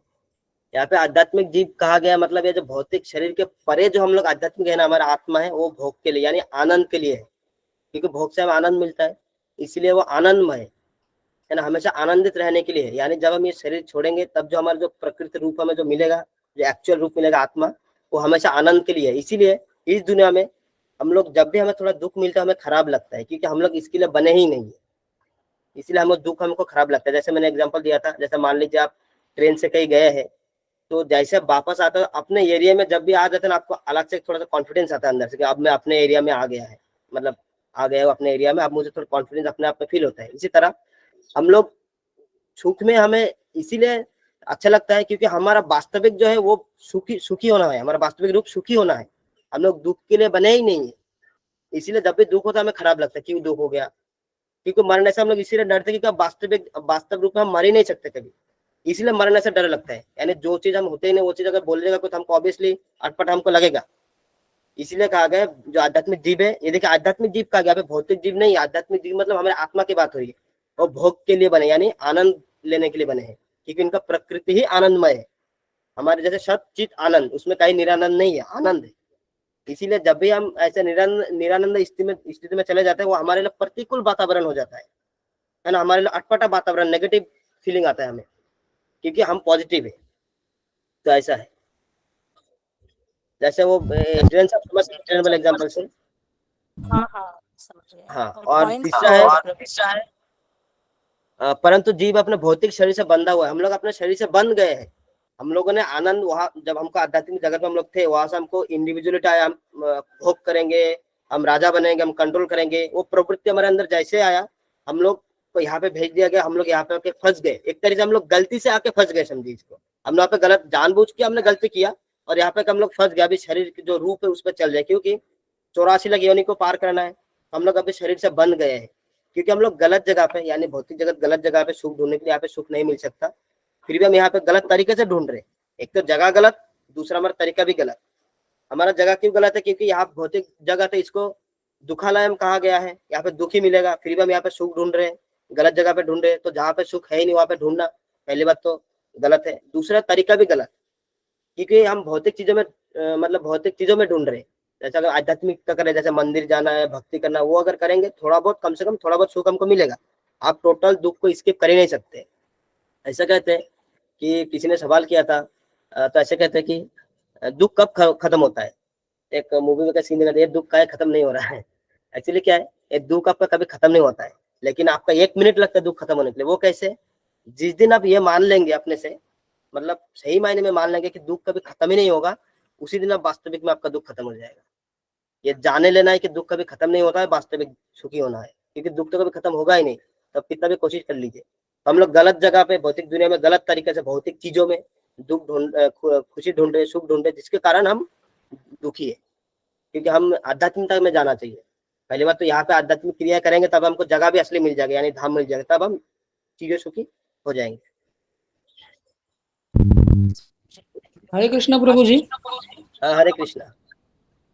और जो मतलब कि जो अभी हम बता रहे थे सुख और दुख, इसकी मतलब कोई परिभाषा होती है क्या? मतलब कि या दोनों समान रूप से चलते हैं?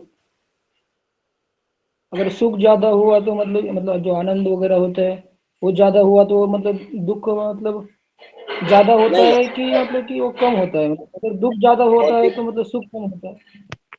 देखिए भौतिक दुनिया में एक्चुअली दुख ही दुख है, लेकिन क्या होता है बीच बीच में हमको सुख थोड़ा सा मिल जाता है। हमको लगता है कि सुख हो गया, सुख हो गया, लेकिन आप देखेंगे ज्यादातर समय में आपको दुख ही मिलेगा। ज्यादातर समय में आपको हमेशा दुख ही मिलेगा। आप कुछ कर रहे हैं ना, पैसे कमा भी रहे, आप पहली बार तो मेहनत करके पैसे कमा रहे हो, अलग दुख है। अब पैसे कमा लिया, उसके बाद खर्चा कहाँ करेंगे, वो अलग दुख है। वो अब पैसा खर्च आपने कमा लिया पैसा, ठीक है, उसके बाद अगर आपको खर्चा करने का जगह नहीं मिलेगा, टेंशन होता है कि इस पैसे का करें क्या, भाई मुझे चोरी हो जाएगा, ये हो जाएगा, वो जाएगा। अगर आपको इतने टेंशन, मतलब आपने टेंशन करके टेंशन ही कमाया, ऐसा है। तो बीच बीच में हमको थोड़ा बहुत सुख मिल जाता है। वो ऐसा होता है, एक बहुत एग्जाम्पल देता अच्छा था।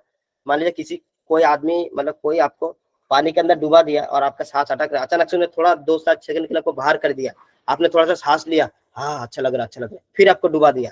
तो वो जो सुख होता है ना 2-4 सेकंड के लिए, वैसा ही सुख है ना, 2-4 दिन के लिए होता है, लेकिन लंबा टाइम तक हम लोग दुखी ही रहते हैं। आप देखेंगे अपने जीवन को एनालाइज कीजिए, आपने कितने बार दुखी हो।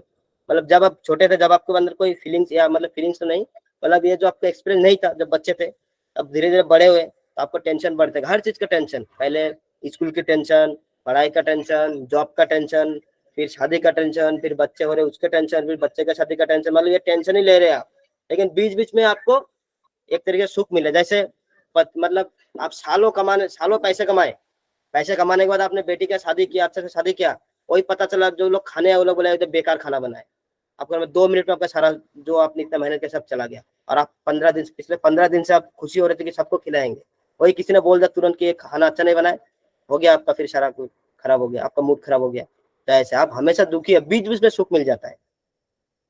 तो और आध्यात्मिक जगत ऐसा नहीं, वहाँ पे सिर्फ सुख ही सुख है, आनंद ही आनंद है। बट एक्चुअली मतलब कि जो जीवन में अभी सुख और दुख मतलब समान रूप से चलते हैं कि फिर असमतोल होता है, मतलब असमान रूप से चलते हैं फिर? अब देखो सुख और दुख तो लगा ही रहता है। अब वो डिपेंड करता है आप कौन सा सिचुएशन में गिर रहे। आप अगर भौतिक जगत में है तो आपको दुख मिलेगा, आप आध्यात्मिक में जाइए, उसमें आपको कम एक्सपीरियंस होगा दुख का, वहाँ पे आपको सुख का थोड़ा एक्सपीरियंस होगा। आप यहीं पे मतलब मंदिर में जाइए, माला करिए, भक्ति करिए, उसमें आपको थोड़ा सुख का अनुभव होगा। लेकिन अल्टीमेटली आप दुखालय में है तो दुख तो आपको मिलेगा, लेकिन थोड़ा थोड़ा आप स्किप कर सकते हैं, लेकिन आपको पूरा दुख ही दुख है यहाँ पे। अच्छा, बट नहीं अभी मतलब उसकी परिभाषा मतलब कि जस्ट मतलब कि हम अभी मतलब कि जो नौकरी वगैरह पैसा मतलब कि जो मतलब कि लालच वगैरह इसमें मतलब कि निस्वार्थ भाव से मतलब जो करते हैं मतलब कि उसमें सुख होता है। निस्वार्थ भाव से करते उसमें सुख होता है।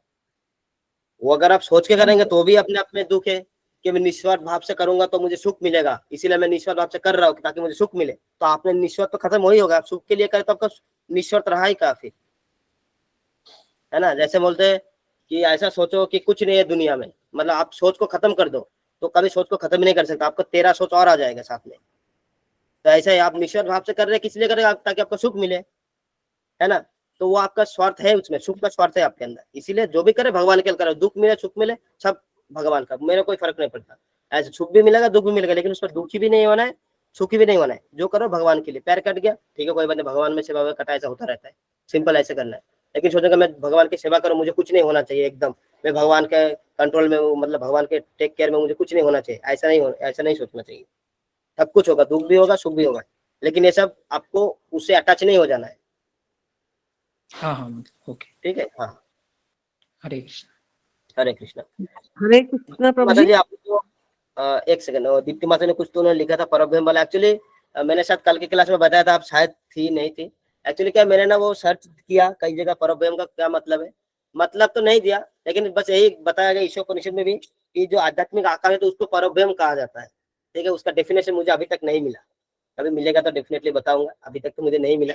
लेकिन उसमें ऐसा लिखा है कि परब्रह्म कहा जाता है, मतलब वो भी भौतिक आकाश, सॉरी आध्यात्मिक आकाश, ब्रैकेट में परब्रह्म कहा जाता है, ऐसा दिया है। तो इसका मतलब ब्रैकेट में दिया है प्रभुपाद जी, इसका मतलब उसका उतना इंपॉर्टेंस नहीं है कि क्यों कहा जाता है, ब्रैकेट में दिया मतलब ऑप्शनल है, तो समझे उसको ऐसे कहा जाता है। कई सारा चीज ऐसा होता है जिसका मतलब कहा जाता है, क्यों कहा जाता है ना, कई सारा चीज का मतलब हो भी सकता है क्यों कहा जाता है, किसी का नहीं भी हो सकता है।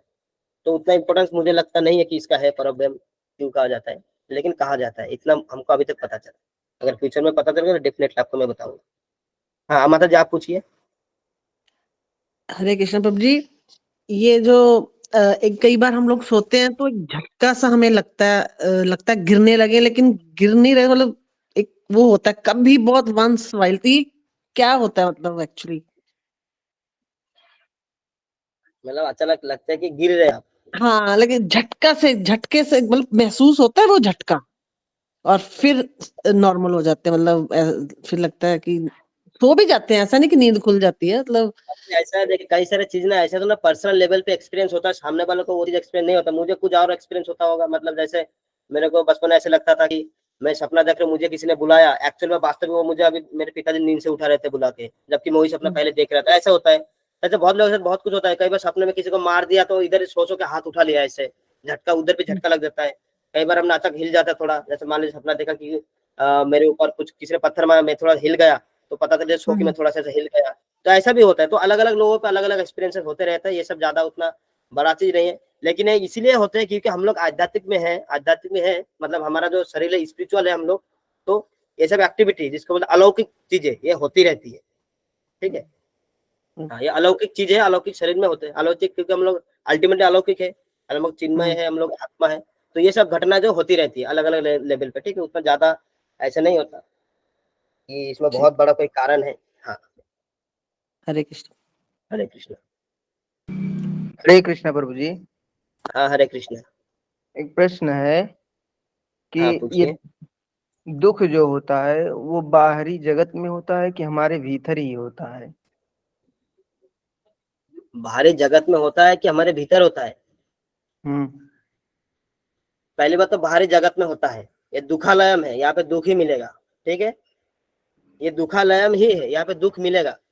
लेकिन वो डिपेंड करता है कि आप किस उसमें ले रहे हैं। आप अगर उसको पॉजिटिव में ले रहे हैं, ठीक है मैं यहाँ पे आया हूँ फंस गया हूँ, तो आपको कष्ट होगा ज्यादा। और आप अगर भगवान से जुड़े रहेंगे तो आपको कम कष्ट होगा। जैसे प्रभु ये जी अगर दुख भी बाहरी है। जगत दुख है तो एक जैसे सिद्ध पुरुष भी इसी जगत में रहते हैं और हम जैसे अधम जीव भी इसी में रहते हैं, तो दोनों को एक जैसा दुख क्यों नहीं लगता? एक को दुख खुश रहता है हमेशा और एक हम दुखी में रहता है। जैसे आप रास्ते में चलते हैं ना, तो कई बार देखें स्पीड ब्रेकर आता है। ठीक है, वो आपके लिए भी वही उतना उसका हाइट है, और जो एक नॉर्मल जो सिद्ध पुरुष है उनके लिए भी उतना हाइट है। लेकिन देखेंगे कई बार जो मर्सिडीज से जा रहा है उनको कम झटका लगता है, क्योंकि वो जो गाड़ी से जा रहा है वो बहुत हैवी है, और आप जा रहे हैं साइकिल से या बाइक से, आपको झटका ज्यादा लगता है। इसीलिए जो सिद्ध पुरुष होते हैं वो लोग मतलब आध्यात्मिक रूपी गाड़ी में मान लीजिए चल रहे हैं तो उनको झटका कम लगता है, और आप लोग हम लोग क्या करते हैं भौतिक वो लेवल पे चल रहे हैं तो हमको झटका ज्यादा लगता है। दोनों के लिए बराबर है, लेकिन हम लोग को टैकल करने का वो हम लोग किस सिचुएशन में है वो डिपेंड करता है। देखिए ना कई बार क्या होता है, गांव घर में मान लीजिए कोई डेथ हो गया किसी का, तो उसके मम्मी पापा कितने रो रहे हैं और बगल वाले लोग हंस रहे हैं, तो ऐसे जरूरी कि वो भी रोएंगे? ऐसा नहीं है ना। तो उसमें आप बोलेंगे नहीं नहीं ये लड़का मारा तो आपको भी रोना चाहिए, वो क्यों रोएगा? तो ऐसा है। तो वो बस हमें आध्यात्मिक से जुड़े रहना, जिससे क्या होगा, दुख तो होगा ही हो, उसको रोक नहीं सकते, लेकिन क्या उसको मतलब एक तरह से टैकल करने का, हैंडल करने का हमारे अंदर पावर आ जाता है। हम लोग भरोसे मतलब भगवान पे विश्वास करते, भगवान पे छोड़ देते, जो होगा आप करिए, आपकी इच्छा से हो रहा है। तो उसमें देखिए आप हल्का हो जाता है, क्योंकि आपको पूरे समय लोड नहीं होता है, ठीक, आपने लोड भगवान को दे दिया, ठीक है। और भगवान को लोड देना ही मतलब अपने आप को देना ही भगवान को मतलब लोड दे देना। बाकी दुखालय हमें, दुख तो हर जगह है, अशाश्वत दुनिया है, इसमें दुख होगा ही होगा। ठीक है प्रभु जी, हरे कृष्णा, दंडवत हरे प्रणाम। कृष्ण, धन्यवाद। हरे कृष्णा प्रभु जी। हाँ, हरे कृष्ण। मेरा ये सवाल है कि मतलब जैसे कि लड़कियां होती हैं, वो कृष्ण भगवान का मतलब रोल करती है, तो क्या कोई लड़का राधा जी का रोल कर सकता है? ये सब आप मुझे बाद में फोन पे पूछिए, ठीक है। जी इस क्लास से रिलेटेड कोशिश करेंगे, इस क्लास से रिलेटेड आप सवाल पूछेंगे तो थोड़ा अच्छा रहेगा। हाँ जी प्रभु जी। जी जी, हरे कृष्ण। और कोई सवाल है किसी का?